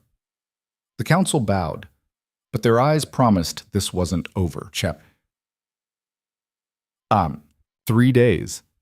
Leora trained like her life depended on it, because it did. Kael pushed her harder than ever, longer sessions, more complex techniques. She learned to split her fire into multiple streams, learned to burn hot enough to melt steel without consuming herself, learned to pull the fire back in when it wanted to rage. But more than that, she learned to trust it. The spirit wasn't separate, wasn't foreign. It was her. The part of her that had been locked away for so long she'd forgotten it existed. And it was powerful. On the night before the trial, Kael found her in the library. She was reading old texts about fire spirits, trying to understand what she'd become. Can't sleep? He asked. Can you? No. He sat beside her, careful to maintain distance, but not as much distance as before. Are you ready for tomorrow? I don't know. Leora closed the book. What if I lose control? What if the fire... You won't. Kael's voice was certain. You're stronger than you think, stronger than they know. I'm terrified. Good. Fear keeps you sharp. He turned to look at her. But don't let it control you. Tomorrow you show them what you are, what you've always been. Not a broken Omega, not a hollow girl, a queen. Something in his tone made her chest tight. The bond pulsed between them, warmer than it had ever been. Not just connection, something deeper. Kael, I'm falling in love with you, he said quietly. The words hit her like a physical blow. Leora's breath stopped. What? I'm falling in love with you. His eyes met hers. I tried not to. Tried to keep my distance, stay cold, protect you from the curse. But I failed. And I need you to know before tomorrow, in case... Don't! Leora's voice shook. Don't say it! The curse... I know what the curse does. Kael's expression was raw. I know loving me means death. But I can't keep lying, can't keep pretending I don't feel... He stopped, took a breath. You changed everything, Leora. Made me remember what it feels like to hope, to want something more than just survival. Tears burned behind Leora's eyes. We can't. The curse will... The curse needs love to be reciprocated. Kael stood. As long as you don't love me back, you're safe. And if I do? His expression cracked. Then I lose you. Like I lost Alara. Like I lose everyone. Leora stood too, closed the distance between them. Her fire met his ice. Steam rose where their hands almost touched. I'm not Alara, she said quietly. I'm fire, and fire doesn't freeze. Leora. She kissed him. It was reckless, stupid, dangerous. But she couldn't not do it. Couldn't watch him stand there broken and not try to fix it. His lips were ice. Hers were flame. Where they touched, steam and heat and cold collided in a way that should have been painful but somehow wasn't. He made a sound, surprise maybe, or surrender, and then he was kissing her back. His hands found her waist, pulled her closer. The bond exploded. Not with pain, with connection, with something so intense it made her dizzy. She could feel everything he felt, love, fear, desperate hope. Could feel his power surging, the curse reaching for her with frozen claws. But her fire burned it away. We're immune, the spirit breathed. We're made of heat. The curse can't touch us. Leora broke the kiss, pressed her forehead to Kael's. They were both breathing hard. Tomorrow, she said, we face them together. Together, he agreed. And for the first time since she'd arrived at the frozen palace, Leora believed they might actually survive this. She was wrong. The trial began at noon.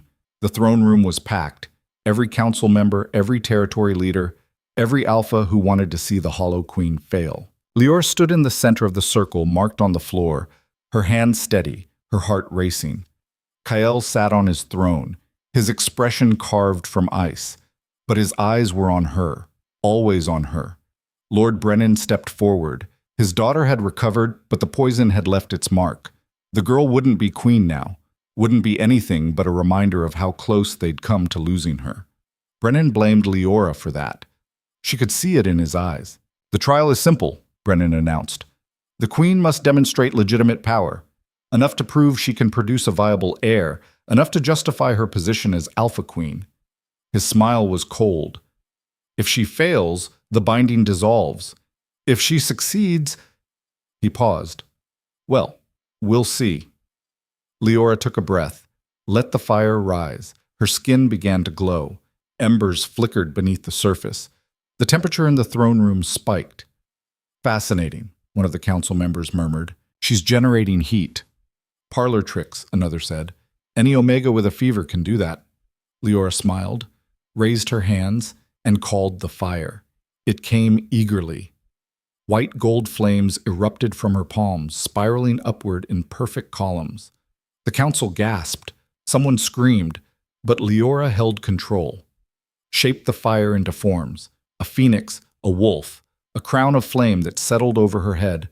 The throne room was silent except for the crackle of fire. A fire spirit, someone whispered. She's a fire spirit. Impossible, Brennan said. They're extinct. Clearly not. Leora let the crown burn a moment longer, then pulled the fire back in. The flames disappeared. Her skin stopped glowing. Is that proof enough? The council erupted. Half demanded she be executed immediately, half argued she should be studied. A few, very few, suggested she was exactly what the kingdom needed. Brennan raised his hands for silence. The queen has demonstrated power, unusual power, perhaps even legitimate power. His eyes were cold. But fire spirits are dangerous, unstable. They burn everything they touch, including the people they love. He turned to Kael. Your Majesty, do you truly wish to bind yourself to something that could destroy the entire kingdom if it loses control? Kael stood, descended from the dais, walked across the throne room and stopped in front of Leora. Yes, he said simply. The bond between them flared, and in that moment, Leora felt it, the curse, stirring to life, reaching for Kael with frozen claws, responding to the love neither of them had been able to hide. Kael, she started. His eyes widened. Then he staggered. Ice spread across his skin. Not slowly, fast, faster than anything Leora had seen. It raced up his arms, across his chest, toward his heart. The curse had activated. And Leora had less than a minute to stop it before the man she loved died in front of everyone.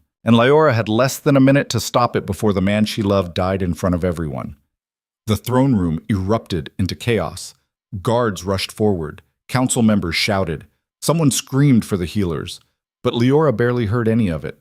Her entire world had narrowed to Kael, to the ice spreading across his skin like crystalline poison, to the way his breathing had gone shallow and harsh. No. The word came out quiet, certain. No, you don't get to do this. Kael's eyes met hers. Ice was already creeping across his irises, turning them from pale blue to solid white. Leora, run. Absolutely not. She grabbed his face with both hands. Her palms were fire. His skin was ice. Steam exploded between them. You're not dying. Not today. Not ever. The curse, his voice cracked. Can't stop it. Watch me. The spirit roared to life inside her. Not just warm, incandescent. Leora felt the fire flood her veins, felt it reach for the bond between her and Kael. The bond that was supposed to kill her. The bond that was killing him instead. Burn it, the spirit commanded. Burn the curse out of his bloodline. That could kill him, Leora whispered, and doing nothing definitely will. Choose. Leora didn't hesitate. She called the fire. It erupted from her hands, her chest, her very core. White gold flames that didn't burn, at least not the way normal fire did. This was something older, purer. Fire that consumed magic itself. She pushed it into Kael. Through her palms pressed against his face, through the bond that connected them. The fire found the curse like a bloodhound finding a scent, latched onto the frozen magic that was trying to kill him and started tearing it apart. Kael screamed. It was a sound Leora would hear in her nightmares for the rest of her life. Raw, agonized. But she didn't let go. Couldn't let go. The fire was burning through him, searching for every trace of the curse, every fragment of the magic that had been woven into his bloodline 3 generations ago. There, the spirit said, the source, in his heart. We have to burn it out. Leora pushed deeper. The fire followed the curse to its core. A knot of frozen magic wrapped around Kael's heart like a fist. She could feel it pulsing, feel it trying to squeeze, to stop his heart completely. Not happening, Leora growled. She threw everything she had at it, every ounce of power the spirit possessed. The fire became an inferno, burning so hot the air around them shimmered. Kael's skin should have been melting, should have been ash. But the fire knew what to burn and what to protect. It only consumed the curse. The frozen fist around Kael's heart shattered. The backlash was immediate. Magic exploded outward in a shockwave that threw everyone in the throne room to the ground. Ice and fire collided in midair, creating a storm of steam and power that made the walls shake. Then silence. Leora was on her knees. Kael collapsed in her arms. The ice on his skin was gone. His breathing was steady. His eyes, when they opened, were their normal pale blue. You're insane, he rasped. You're alive, Leora shot back. That's all that matters. You could have died. But I didn't. She helped him sit up. Her hands were shaking. Her entire body felt like it had been wrung out and hung up to dry. The curse is gone, Kael. I burned it out. His eyes widened. Gone? That's not... It's tied to the bloodline. You can't just... I can, and I did. Leora's voice was steady, even though she felt like collapsing. Fire consumes everything, including curses. Around them, the throne room was slowly coming back to life. Guards picked themselves up off the floor. Council members staggered to their feet. Lord Brennan stood at the front, his face a mask of shock and fury. Impossible, he said. The curse has existed for 3 generations. It can't be broken by some hollow girl with parlor tricks. She's not hollow. Kael stood, pulling Leora up with him. His voice was stronger now, certain. She never was.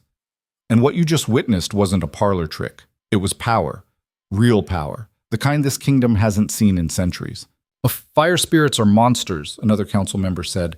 They destroyed entire territories during the purge. If we allow her to live, then you're allowing your queen to live, Kael interrupted. His hand found Leora's, squeezed. She just saved my life. Broke a curse that's killed every woman I've ever loved. And you want to execute her for it? The law is clear, Brennan said. Fire spirits are to be eliminated on sight. It's been that way since the bloodlines got scared and slaughtered an entire race, Leora said quietly. I've read the histories, Lord Brennan. I know what happened during the Purge. The fire spirits weren't monsters. They were just powerful, and power scared you. They killed thousands. After you tried to enslave them, Leora's voice was steady. After you chained them, used them as weapons, treated them like tools instead of people. They fought back. And yes, people died. But that doesn't make them monsters. It makes them survivors. The throne room was silent. Leora could feel every eye on her, could sense the fear, the anger, the calculations happening behind carefully neutral expressions. You want to kill me, she continued. Fine. Try. But know this. I'm not the only one with power anymore. Kael is free. The curse is broken. And if you come for me, you come for both of us. Kael's power flared. The temperature in the throne room dropped 20 degrees in seconds.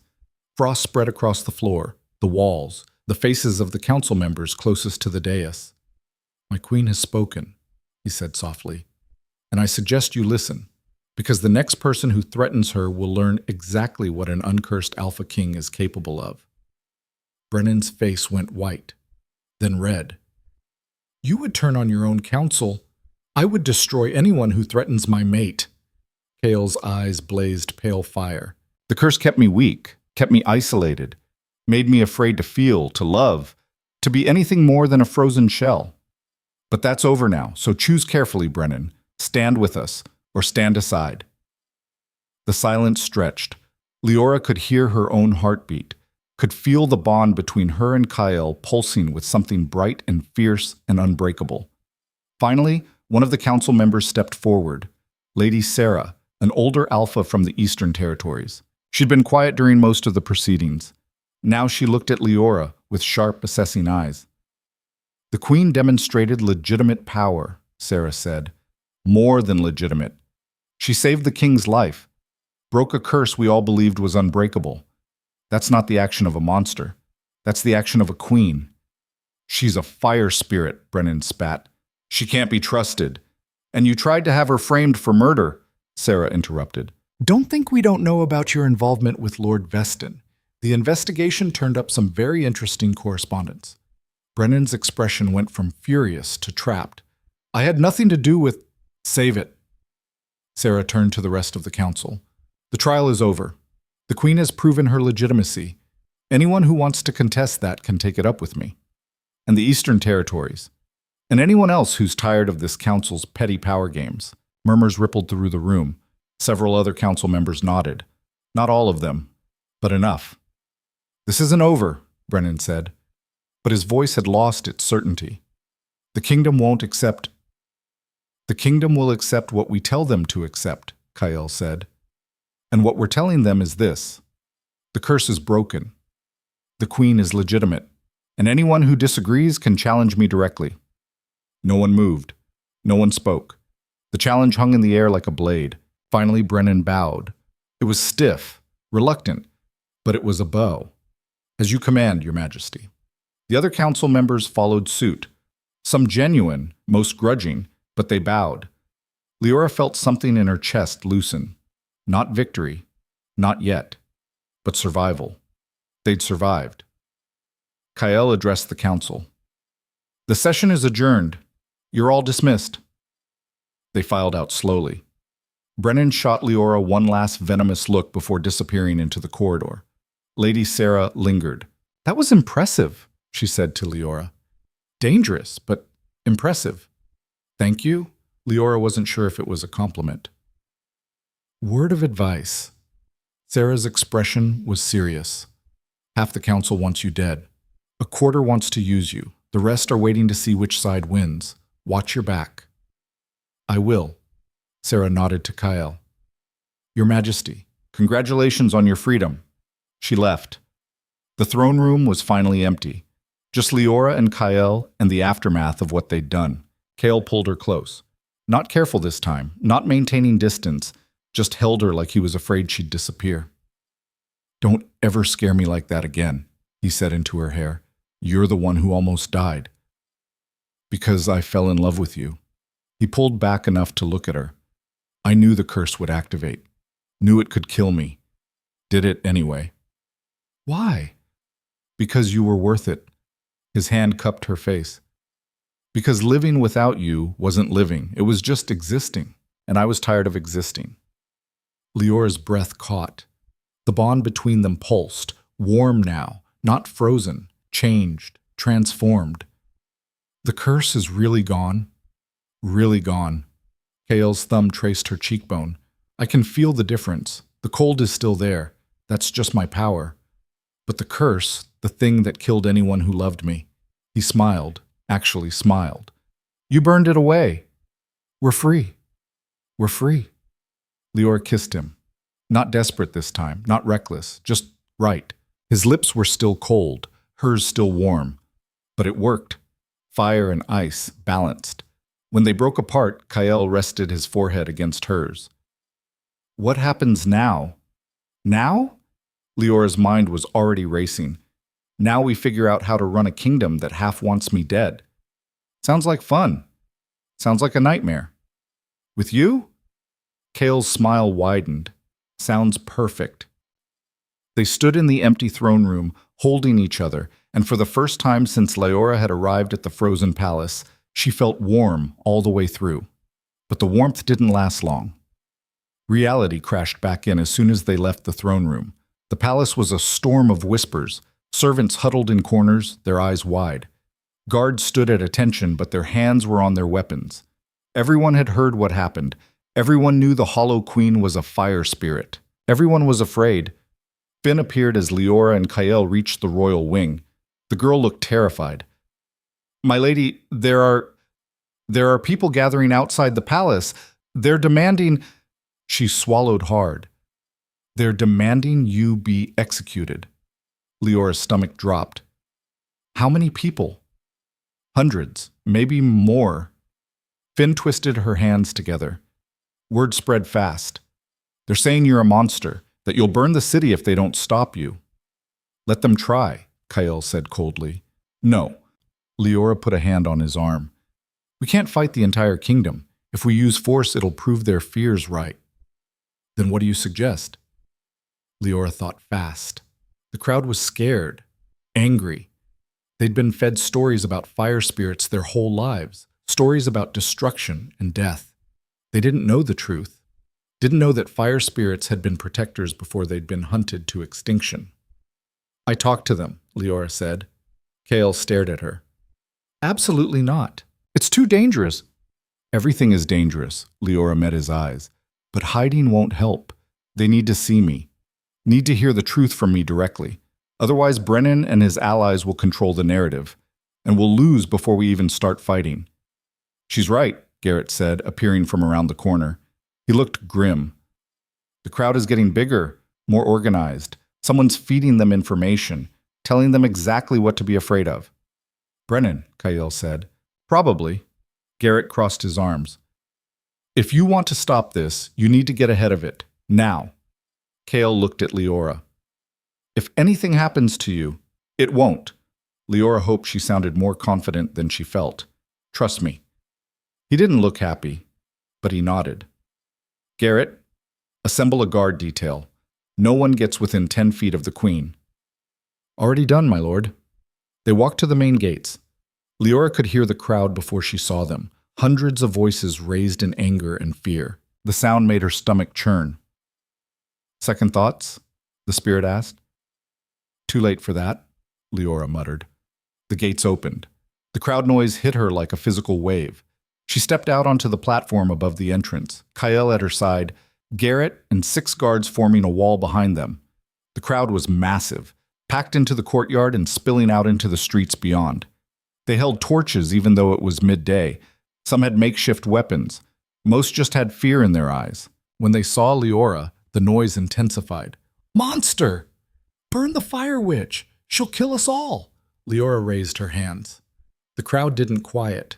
She let fire flare from her palms, just enough to be visible, just enough to prove what she was. The crowd went silent. You're right, Leora said, her voice carried across the courtyard. I am a fire spirit. The first one born in 300 years. And yes, I have power. Power that scares you. Power that your histories tell you is dangerous. You'll destroy us, someone shouted. Will I? Leora met their eyes.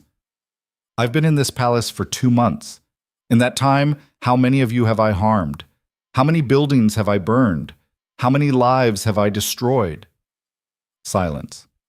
Uncertain glances.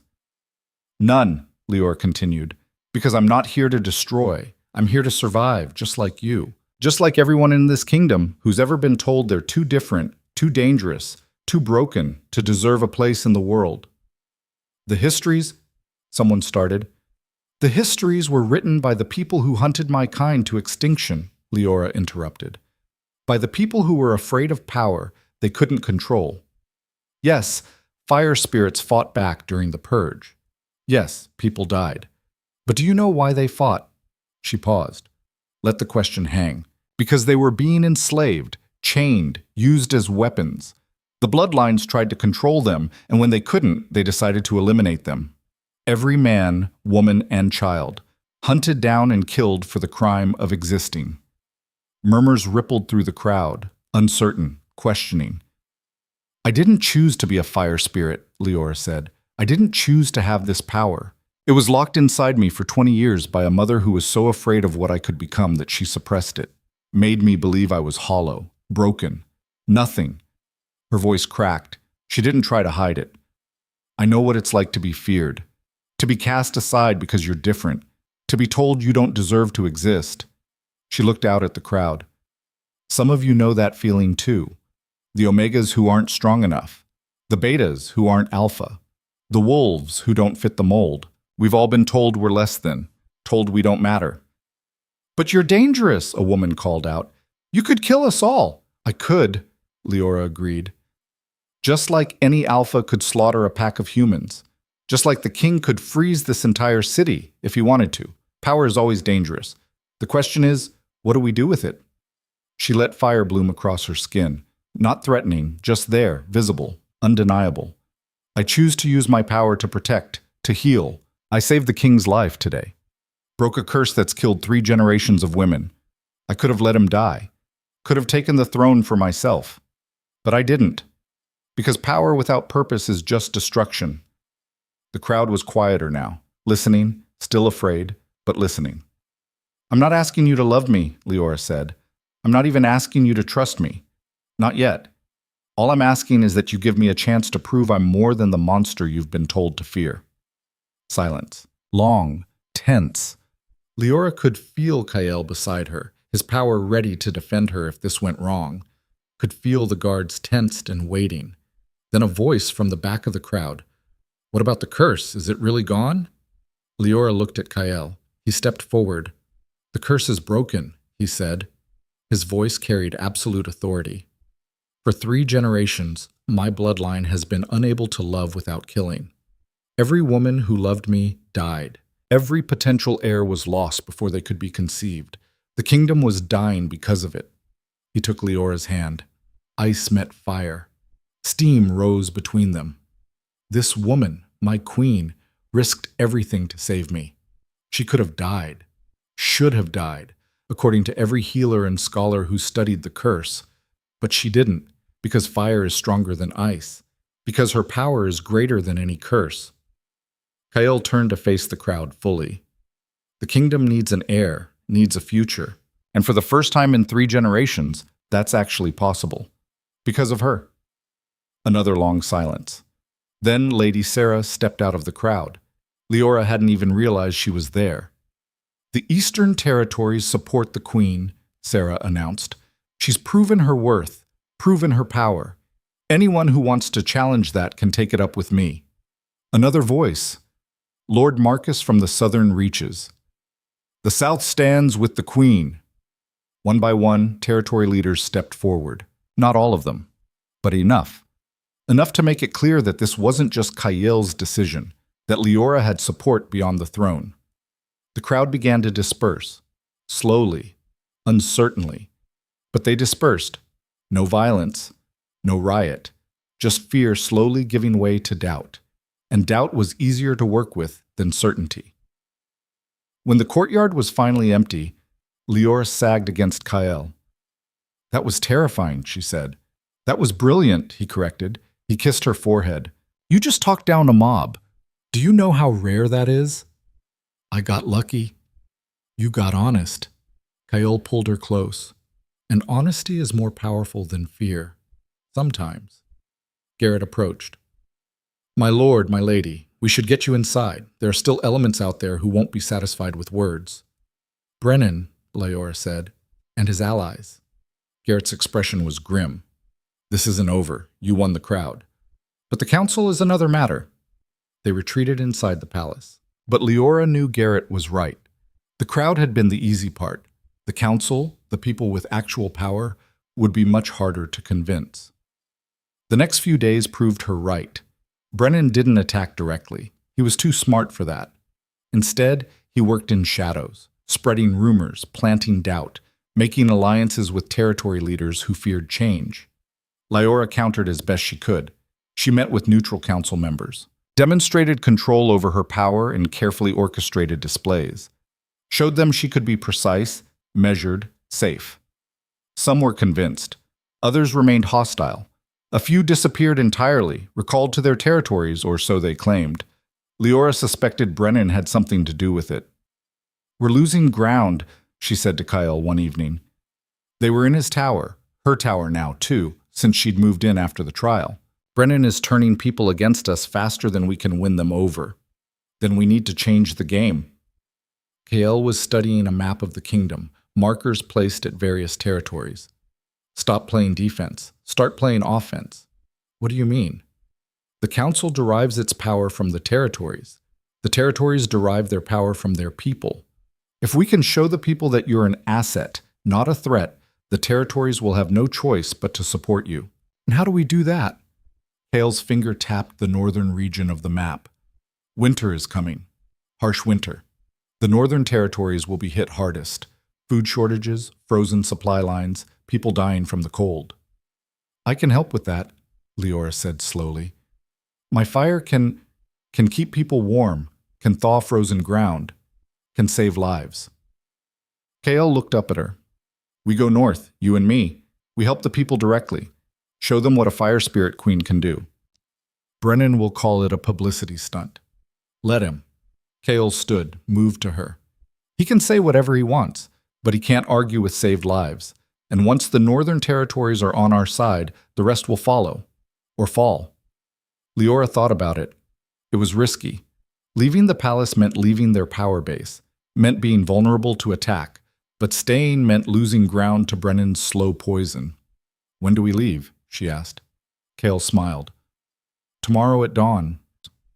They rode north with a small escort, Garrett and 10 guards, plus supply wagons loaded with food and medicine. Kael had wanted to bring more, but Leora had refused. This wasn't a military campaign. It was a mercy mission. The northern territories were brutal. Snow lay 3 feet deep. The wind cut like knives. Entire villages were buried, their inhabitants huddled in whatever shelter they could find. Leora worked 12 hours a day, using her fire to warm buildings, to thaw frozen wells, to melt ice from roofs before they collapsed. She was careful, precise applications of heat, never more than necessary, never out of control. The people were terrified of her at first, but fear gave way to gratitude quickly when their children stopped shivering, when their water ran clear again, when their homes became livable. Kael worked alongside her, using his ice to reinforce buildings, to preserve food that would otherwise spoil. Fire and ice, working together, proving they were stronger united than separate. Word spread. Other villages sent requests. Please come. Please help. We're dying. They went. All of them. Every village that asked. Leora pushed herself past exhaustion, past pain. The spirit complained but obeyed. This was important. This was how they won. On the 10th day, they arrived at a village that had been completely buried by an avalanche. The survivors were trapped in a single building, the town hall, reinforced stone that had held against the snow. But they were running out of air, running out of time. We need to dig them out, Garrett said. But if we move the snow wrong, the whole thing could collapse and kill everyone inside. Leora studied the situation. The building was buried under 20 feet of packed snow. Too much to move quickly, too unstable to dig through safely.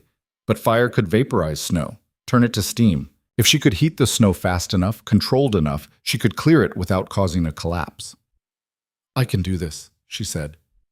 Kale looked at her. It'll take enormous power, sustained power. You could burn yourself out. Then I burn out. Leora moved toward the buried building. But I'm not letting them die. She placed her hands on the snow, closed her eyes, called the fire. It came roaring to life, not explosive, controlled. A steady burn that spread through the snow like water through fabric. She could feel it vaporizing, layer by layer, inch by inch. Could feel the steam rising, the pressure building. Careful, the spirit warned.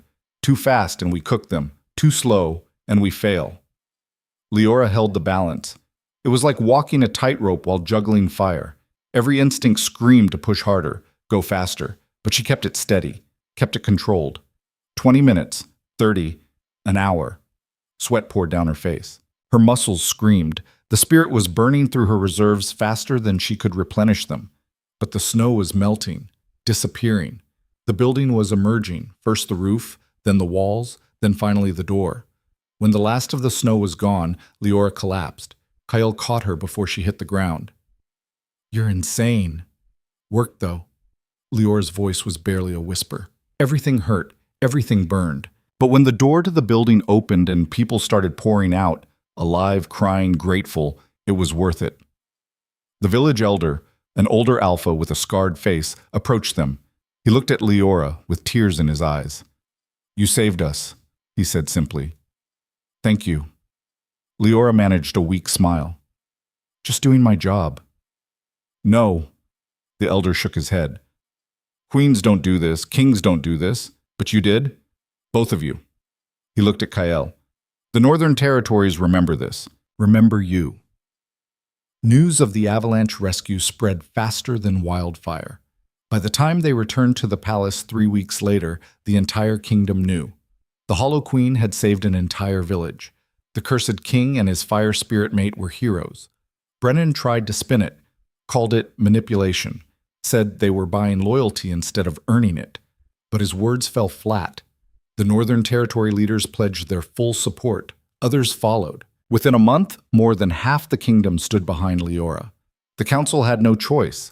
In a formal session, they voted to confirm Leora as legitimate queen. The margin was narrow, 2 votes, but it was enough. Brennan's face when the count was announced was something Leora would treasure forever.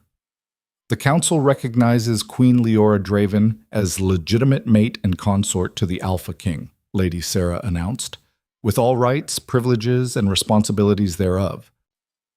Leora stood beside Kale on the dais, wearing a crown of silver and ice that he'd had made for her, wearing the title she'd earned with fire and blood and sheer stubborn refusal to break. She wasn't the hollow girl anymore, wasn't the Omega with no wolf, no future, no place. She was the queen who'd saved them, who'd broken a curse, who'd proved that power didn't have to mean destruction. And she was just getting started. That night, alone in their chambers, Kyle pulled her close. We did it, he said. We survived, Leora corrected. There's a difference. Is there? Kyle's mouth curved. Because from where I'm standing, we didn't just survive. We won. Brennan will try again. He always tries again. Let him. Kyle kissed her. We'll be ready. Leora kissed him back. Fire and ice, warmth and cold. 2 halves of something that should have been impossible but somehow worked perfectly. I love you, she said against his lips. I love you too. Kale pulled back just enough to meet her eyes. And this time, saying it doesn't mean death, just revolution. Just changing the world. He smiled. Small things. Leora laughed. It felt good, felt right. For the first time in her life, she wasn't afraid of what came next. She was fire. He was ice. Together, they were unstoppable. And the kingdom was about to learn exactly what that meant. But first, they had to survive the night. Leora woke to the smell of smoke. Not her fire. Something else. Something wrong. She sat up fast, heart already racing. Kyle! He was already out of bed, pulling on clothes. I smell it too, the east wing. They ran, barefoot, barely dressed, following the scent of burning wood and something chemical underneath. Guards joined them in the corridors, their faces grim. By the time they reached the east wing, flames were already consuming the servants' quarters. Real flames. Not spirit fire. These were hungry and indiscriminate. "Get everyone out!" Kael shouted. "Now!" Chaos erupted. Servants poured from rooms, coughing and screaming. Guards tried to organize evacuations, but the smoke was too thick, the heat too intense. Leora could hear people trapped on the upper floors, their screams cutting through the roar of the fire. "I can stop this," she said. Kael grabbed her arm. "It's too big. You'll burn yourself out. People are dying," Leora pulled free. "I have to try." She didn't wait for permission, just ran toward the fire. The heat hit her like a wall. Normal people would have been incinerated instantly, but Leora was fire. She walked into the inferno and felt the flames recognize her, felt them reach for her like children reaching for a parent. Not spirit fire, the spirit confirmed, but we can still control it, consume it, make it ours. Leora raised her hands and called. The flames answered. They peeled away from the walls, the furniture, the ceiling, converged on her like iron to a magnet. She pulled them in, absorbed them, felt the heat flood her system. Too much, too fast. The spirit screamed a warning, but Leora didn't stop, couldn't stop. There were still people trapped, still rooms burning. She pushed deeper into the wing, found a family huddled in a corner, mother, father, 2 children. The ceiling above them was about to collapse. "Run!" Leora threw fire at the ceiling, not to burn, but to support. Created a dome of flame that held the weight while the family scrambled out. Then she pulled the fire back into herself and kept moving. Room after room, floor after floor. Absorbing flames, holding back collapse, giving people time to escape. Her body was screaming. The spirit was past warning and into panic. But she couldn't stop. Not while people were still in danger. Finally, the east wing was empty. Leora stood in what used to be the main hall and pulled the last of the flames into herself. The fire fought her, wanted to keep burning. But she was stronger. She consumed it all. Then she collapsed. Kael found her unconscious on the floor, her skin glowing cherry red from absorbed heat. He carried her back to their chambers while healers rushed to help. But there wasn't much they could do. Fire spirit physiology was beyond their expertise. Leora woke 12 hours later. Her throat felt like sandpaper. Her muscles ached like she'd been beaten. But she was alive. "You're an idiot," Kael said. He was sitting beside the bed, his face haggard. "People were dying." "You almost died," his voice cracked. "I just got you. I'm not losing you to heroics. Would you have done differently?" He was quiet for a long moment. Then, "No. But I'm allowed to be terrified anyway." Leora reached for his hand. "How many did we lose?" 3. Kael's expression was bleak. Guard who went back for someone. Elderly woman who couldn't move fast enough. Child who... He stopped, swallowed hard. "The healers said it would have been 50 without you, maybe more. 3 lives. 3 people she hadn't saved." Leora felt the weight of them settle in her chest. "The fire wasn't an accident," Kael continued. "We found accelerant. Someone set it deliberately. Brennan. We can't prove it, but yes.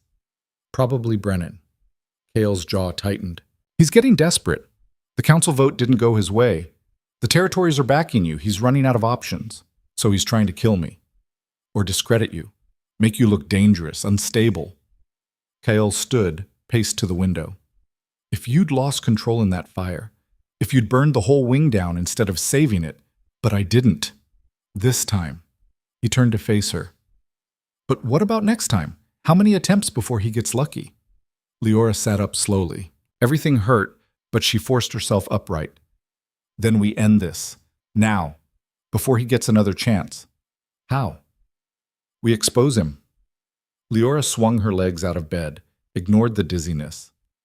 "He's been working in shadows, planting evidence, manufacturing crises. We drag him into the light. He'll deny everything.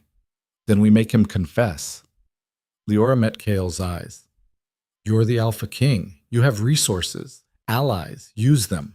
Find proof. Find witnesses. Find something we can use to bury him. Kael studied her, then nodded slowly. Garrett's been investigating, following the money trail from Lord Veston's attempted poisoning. It leads somewhere. Multiple transactions from an anonymous source. How anonymous? Very. But Garrett thinks he can crack it. Kael moved closer. It'll take time. A week. Maybe 2. We don't have 2 weeks. Leora stood, steadied herself against the bedpost. Brennan's escalating. The next attack won't be fire. It'll be something worse. We need to force his hand, make him move before he's ready. What are you suggesting? A trap. Leora's mind was racing. We make him think he's winning. Give him an opportunity too good to resist, and when he takes it, we have him. Kael's expression shifted from concern to something sharper. What kind of opportunity? Me, Leora smiled. It wasn't a nice smile. He wants me dead or discredited, so we give him the perfect chance. Announce that I'm pregnant. Kael went very still. Are you? No, but he doesn't know that. Leora started pacing, energy returning despite the exhaustion. We announce an heir, make a big production of it. The kingdom celebrates. Brennan panics because a pregnant queen with an heir on the way is untouchable. He'll have to move fast, make a mistake. And when he does, we catch him. Leora turned to face Kael. Set up surveillance, guards he doesn't know about. Watch every move he makes. The moment he tries something, we have proof. It was risky. Insane, even. But it was also the only way to end this before someone else died. Kael was quiet for a long moment, then, all right, we do it your way. But the moment things go wrong, they won't. But if they do, I'm getting you out. No arguments. Deal. They announced the pregnancy 3 days later, a formal declaration in the throne room witnessed by the full council. Leora stood beside Kael wearing a gown that could have hidden a pregnancy. Not that there was one to hide. The kingdom rejoices, Kael announced. The queen carries an heir. The bloodline continues. The throne room erupted in cheers, genuine celebration mixed with political calculation. Leora watched the council's faces. Most looked pleased. Some looked calculating. Brennan looked like he'd been stabbed. Perfect. The celebration lasted 3 days. Feasts, ceremonies, territory leaders sending gifts and congratulations. Leora played her part perfectly, glowing, happy, protective of her non-existent child. And all the while, Garrett's people watched, waited, documented every conversation, every transaction, every shadowy meeting Brennan took. The trap was set. Now they just had to wait for him to spring it. It took 5 days. Leora was in the library, her favorite place when she needed to think, when Finn burst in, her face white with terror. My lady, you need to come. Now, it's... The girl's voice broke. It's the healers. They're saying you lost the baby. Leora's stomach dropped. What? Lord Brennan brought them evidence, said you were seen drinking something, an abortifacient, that you... Finn was crying now. That you killed your own heir. This was it, the move they'd been waiting for. Brennan was claiming she'd terminated the pregnancy, which would be treasonous, grounds for immediate execution. Where's Kael? The North Tower, meeting with territory leaders. Brennan made sure he'd be occupied. Of course he did. This was his play. Separate them. Strike while Kael was distracted. Present evidence to the council before anyone could contest it. Take me to the council chamber, Leora said. My lady, it's not safe. Now, Finn. The girl led her through corridors that seemed longer than usual. Leora's mind raced. Brennan had forged evidence, planted testimony. This was his final play. Destroy her credibility completely. Make her look like a monster who'd kill her own child. Except there was no child, and she had proof of that. The council chamber was packed when she arrived. Every member present, plus healers, guards, witnesses Brennan had assembled. He stood at the center, holding up a vial of dark liquid. The queen has committed treason, he announced. She deliberately terminated her pregnancy, murdered the heir. The evidence is false, Leora interrupted. Every head turned. Brennan's expression went from triumphant to furious in seconds. "You can't be here," he said. "This is a formal investigation into a crime that didn't happen." Leora walked into the chamber. Garrett materialized at her side. He'd been waiting in the shadows. "I never terminated a pregnancy, Lord Brennan, because I was never pregnant to begin with." Silence. Shock rippled through the council. "That's a lie," Brennan said. The king announced what we told him to announce." Leora smiled. "It was a trap, and you walked right into it." Brennan's face went white, then red. This is entrapment?" Garrett stepped forward. "Maybe, but everything you did in response was real. The forged evidence, the bribed witnesses, the falsified healer reports." He pulled out a sheaf of papers. "We have documentation of every transaction, every conversation, every lie you manufactured to frame the queen." "That's impossible." "Is it?" Lady Sarah stood from her seat. "We've been watching you, Brennan, since the poisoning attempt, since the fire.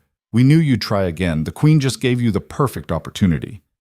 Brennan looked around the chamber, saw the trap closing. His allies were backing away, their faces carefully neutral. No one was standing with him. "This is a coup," he said desperately. "You're fabricating evidence to remove me." "We're exposing a traitor," Kael said from the doorway. He'd arrived with a full guard detail. His presence filled the chamber like winter itself. He walked to Leora's side, took her hand. "Lord Brennan," Kael said quietly, "you are charged with attempted murder, arson, falsifying evidence, treason, and conspiracy to overthrow the crown." His eyes were pale ice. "How do you plead?" Brennan's control finally shattered. "Guilty? You want me to plead guilty to stopping a monster from destroying this kingdom?" He pointed at Leora. "She's a fire spirit, a weapon. She'll burn everything we've built if you don't stop her." "I've had enough of this." Leora stepped forward. "You're not afraid of what I'll do, Brennan. You're afraid of what I represent. Change. Power that doesn't come from bloodlines or tradition. A queen who earned her place instead of inheriting it." "You're a mistake. I'm the future." Leora's voice was steel. "And you're the past. A past that tried to enslave fire spirits, that murdered them when they fought back, that built power on fear and control instead of strength and unity." She let fire bloom across her skin. Not threatening, just there, undeniable. "I am fire," she said. "I am power you can't chain. And yes, that terrifies you, because you know what it means. The old ways are dying. The bloodlines that relied on fear and suppression to maintain control are finished. And you," she looked directly at Brennan, "are obsolete." The chamber was silent. Then Lady Sarah spoke. "The council votes to strip Lord Brennan of his titles and lands. He will be exiled to the northern wastes. Immediately." "Exile?" Brennan laughed. It was a broken sound. "You think exile will stop this? There are others who see what she is, what she'll become. They'll come for her. They'll fail." Kael's voice was final. "Just like you did. Guards, remove him." Brennan was dragged from the chamber, still shouting threats. His voice faded down the corridor until finally there was silence. Leora sagged against Kael.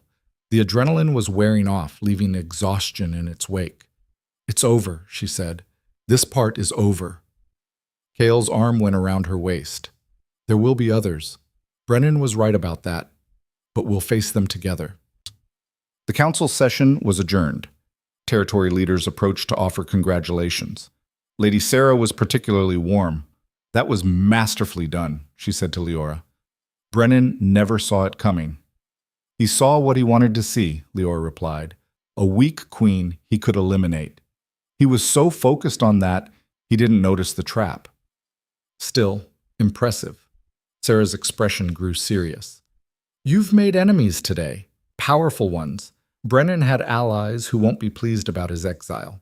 "Let them be displeased." Leora straightened. "I'm done being afraid of people who want me dead. If they come for me, they'd better bring an army." Sarah laughed. "I like you. The kingdom needs more queens like you." She left. Slowly, the chamber emptied, until it was just Leora and Kael and the aftermath of what they'd done. No heir, Kael said quietly. That part was true. For now, Leora looked at him. But we have time. The curse is broken. We can actually... She paused. We can actually have a future now. Kael pulled her close. What kind of future do you want? Leora thought about it. About the girl she'd been 2 months ago. Hollow, broken, worthless, and the woman she'd become. Powerful, dangerous, unstoppable. I want to rebuild, she said. Not just survive, actually rebuild. Change the laws that allow people like Brennan to thrive. Create protections for Omegas who don't fit the mold. Make the kingdom a place where being different isn't a death sentence. That's going to make you more enemies. I know. Leora smiled. But I'm fire. And fire doesn't hide. 3 months later, Leora stood before a different kind of council. Not the political one. This was a gathering of Omegas, dozens of them, from all over the kingdom. Wolfless, weak, broken, by traditional standards, just like she'd been. You were told you're nothing, Leora said to them. Told you don't matter. That you're mistakes, burdens, problems to be solved or eliminated. She let fire bloom across her skin, not threatening, inspiring. I was told the same thing. I believed it for 20 years. But it was a lie. We're not nothing. We're not broken. We're just different. And different is not less. An Omega in the front row raised her hand, young, maybe 16. But we don't have power. Not like you. How are we supposed to survive? Power isn't just wolves or fire, Leora said. Power is refusing to break. Power is surviving when everyone says you won't. Power is looking at a world that wants you gone and saying, no, I'm staying. She walked through the crowd, met their eyes, saw her own past reflected in their faces. I'm creating a sanctuary, she announced. Here, in the palace. A place where Omegas who don't fit can come, learn, train, find their own power, whatever form it takes. No one will be turned away. No one will be called broken. Murmurs rippled through the crowd. Hope, disbelief, questions. The council approved this? Someone asked. The council didn't have a choice. Leora smiled. I'm the queen. This is my domain, and I'm using it to make sure what happened to me doesn't happen to anyone else. The sanctuary opened within a month. Started with 20 Omegas, grew to 50, then 100. Young women who'd been cast aside found purpose, found training, found each other. Some discovered they had wolves after all, just late bloomers who needed time and support. Others found different gifts. Healing, strategy, diplomacy. Not every strength came from claws and fangs. Leora visited them daily, trained with them, taught them to fight, not with fire, but with intelligence and will and sheer stubborn refusal to give up. And slowly, the kingdom changed. Not overnight, not easily.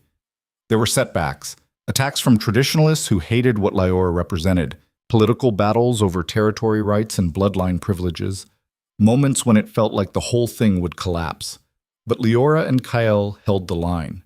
Together. Fire and ice. Two people who'd been told they were cursed, broken, impossible. Two people who'd proven everyone wrong. 6 months after Brennan's exile, Leora received a visitor, her mother. She hadn't seen the woman in 3 years, hadn't spoken to her since the night she'd been cast out of her pack. Now her mother stood in the palace receiving room, looking small and frightened. Leora, she said. Her voice shook. I heard what you've become. A fire spirit. Leora's tone was flat. The thing you suppressed, locked away, tried to destroy. Her mother flinched. I was protecting you. You were protecting yourself. Leora stood, moved closer. You knew what I was, knew what I could become, and you were afraid. So you broke me, made me think I was hollow, nothing. The purge happened 300 years ago. Leora's voice was steel. I'm not responsible for what fire spirits did then. I'm only responsible for what I do now, and what I'm doing is building something better, something you couldn't imagine. Her mother's eyes filled with tears. Sorry, I was wrong. So wrong. Leora wanted to rage, wanted to scream at this woman who'd stolen 20 years of her life. But looking at her mother, small, broken, terrified, she felt something else. Pity. "I forgive you," Leora said quietly. "Not because you deserve it, because I deserve to stop carrying that weight." Her mother broke down, sobbing. Leora let her. Didn't offer comfort, didn't move closer, just stood there and felt the last chains of her old life fall away. When her mother finally left, Leora felt lighter than she had in years. Kael found her on the balcony that evening. The sun was setting over the kingdom, painting everything gold and red. "How do you feel?" he asked. "Free?" Leora leaned into him. "Actually free. For the first time in my life." "No regrets?" "About what? Burning away the curse? Exposing Brennan? Building the sanctuary?" She smiled. "Those are the best things I've ever done." "What about me?" Kael's tone was light, but his eyes were serious. "Any regrets there?" Leora turned to face him, took his cold hands in her warm ones, watched steam rise between them. "You're the best decision I ever made," she said, "even when I didn't know I was making it." He kissed her, long, deep, a kiss that tasted like future instead of survival. When they broke apart, Kael's expression had shifted to something nervous. He reached into his pocket, pulled out a small box. "We're already bound," he said. "Already married, technically, but I want to ask properly. Not because you're convenient, not because you can't love me, but because I love you. Because you're extraordinary. Because I want to spend the rest of my life watching you set the world on fire." He opened the box. Inside was a ring, silver and black ice, with a core of amber that looked like captured flame. "Leora Dane, will you marry me again, for real this time?" Leora's throat was tight. "You know I can't actually say no. We're already bound." "You can always say no." Kael's voice was serious. "The bond doesn't mean you're trapped. It means we're connected, but you're always free to choose." Leora looked at the ring, at the man holding it, at the life they'd built from ash and ice. "Yes," she said, 1,000 times yes. The wedding was 3 months later. Not a political ceremony this time. A real one. Witnessed by the people who mattered. Garrett, Finn, Lady Sarah, the Omegas from the sanctuary. The Northern Territory leaders who'd stood by them. The allies they'd made along the way. Leora wore white and gold, fire colors. Kael wore black and silver, ice colors. They stood together in the palace courtyard and spoke vows they'd written themselves. "I promise to never let you freeze," Leora said, "to burn away any curse, any shadow, anything that tries to break you." "I promise to never let you burn alone," Kael replied. "To stand beside you, cool your fire when it rages, and fuel it when it needs to blaze." They exchanged rings, kissed while the crowd cheered. And when Leora's fire and Kael's ice collided, it created something beautiful, a shower of crystalline steam that caught the sunlight and made rainbows. The celebration lasted 3 days, but on the 4th day, reality returned. Leora was in her office. Yes, she had an office now, reviewing proposals for sanctuary expansion when Garrett appeared. "My lady, you have a visitor." "Who?" "Someone from the Eastern Wastes. Says she's like you." Leora's heart jumped. "A fire spirit?" "Claims to be." Garrett's expression was neutral. "Could be a trick, could be legitimate. Thought you should know before I let her in." Leora stood. "Send her in." The woman who entered was young, maybe 25, with dark skin and eyes that literally glowed amber. She moved like fire, burned like fire, was fire, in every way that mattered. "My name is Syra," she said, "and I've been hiding in the wastes for 6 years. Heard rumors there was a fire spirit queen. Had to see if it was true." Leora's breath caught. "You've been alone this whole time?" "Didn't have a choice. The purge laws still exist in most territories. Stay hidden or die." Syra's eyes were hard. "But if the rumors are true, if you're really changing things, then maybe hiding is over." "It's over," Leora said firmly. "How many others are there?" "In the wastes? Maybe a dozen. Could be more. We don't exactly advertise." Syra's expression shifted to something like hope. You're really doing this? Really making it safe? I'm trying. Leora moved closer. It's not perfect. There are still people who want us dead, but we're not hiding anymore. We're building something new. Sarah was quiet for a long moment. Then, I want to help. You sure? It's dangerous. I've been dangerous my whole life. Sarah smiled. It was fierce. Might as well be dangerous for a reason. Within a year, 12 fire spirits had emerged from hiding. 12 survivors of a genocide that had tried to erase them completely.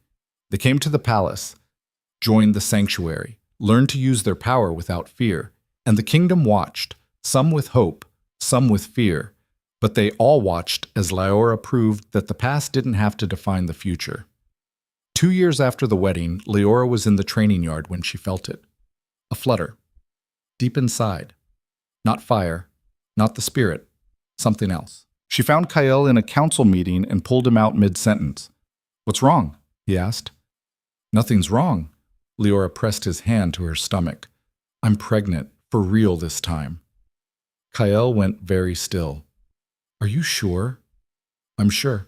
She laughed. Couldn't help it. We're having a baby.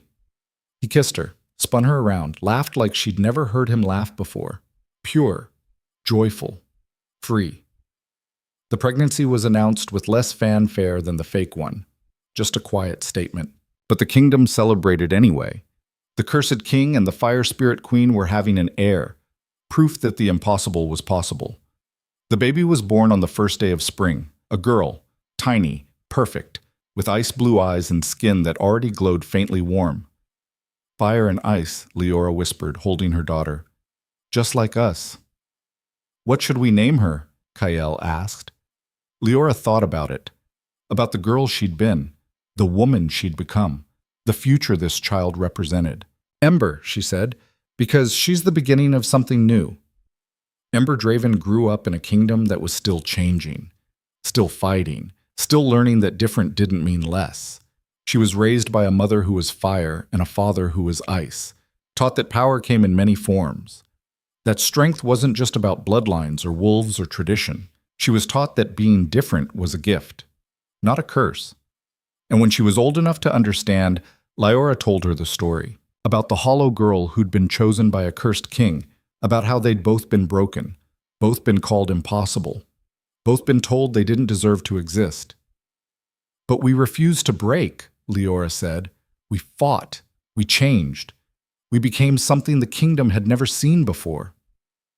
What did you become? Ember asked. Leora smiled, looked at Kael, at the life they'd built, at the kingdom that had tried to destroy them and failed. Unstoppable, she said simply. And she was right. 15 years later, Leora stood on the same platform where she'd once faced a mob calling for her execution. But this time, the crowd was different. They weren't holding torches, weren't screaming threats. They were celebrating. The sanctuary had grown into a network spanning the entire kingdom. Omegas who didn't fit found homes. Fire spirits walked freely. The laws that had enabled the purge were dismantled piece by piece. Bloodline supremacy was being replaced with merit. Fear was being replaced with understanding. It wasn't perfect. There were still holdouts, still territories that clung to the old ways, still people who saw Leora as a monster. But they were outnumbered now, outmatched. The future Leora had fought for was becoming reality. She looked out at the crowd, saw faces of every type, alphas and betas and omegas, wolves and fire spirits and humans. All of them part of something bigger than bloodlines or power or tradition. All of them proof that change was possible. Kael appeared at her side, older now, silver threading through his dark hair, but his eyes were the same, pale ice that looked at her like she'd hung the stars. Thinking about the past? He asked. Thinking about how far we've come. Leora took his hand. How far we still have to go. Tired of fighting yet? Never. She smiled. I'm fire. Fighting is what I do. Good. Kael kissed her temple. Because Ember just announced she wants to run for council, said it's time for the next generation to lead. Leora laughed. Of course her daughter wanted to jump into politics. The girl was 15 and already more fearless than most adults. She'll be amazing, Leora said. She learned from the best. Kale's arm went around her waist. You changed everything, this kingdom, me, the future. We changed everything, Leora corrected, together. They stood on the platform and watched the sun set over a kingdom that had once wanted them dead. A kingdom they'd transformed through fire and ice and sheer stubborn refusal to break. Leora thought about the girl she'd been, standing in that ceremony hall, hollow and hopeless, chosen by a cursed king for all the wrong reasons, told she was nothing, believed it. That girl was gone, burned away, replaced by a woman who'd learned that power wasn't given. It was taken. It was earned. It was forged in fire and tested in ice and tempered by love. A woman who'd proved that the impossible was just the beginning. No regrets? Kael asked quietly. Leora looked at her husband, at the kingdom spread before them, at the life they'd built from ash and ice and hope. Not a single one, she said, and she meant it, because she wasn't the hollow girl anymore. Wasn't the Omega with no wolf, no future, no place. She was the queen who'd saved them all, who'd broken a curse, who'd turned ruin into fire, and fire into a future no one could ever take from them.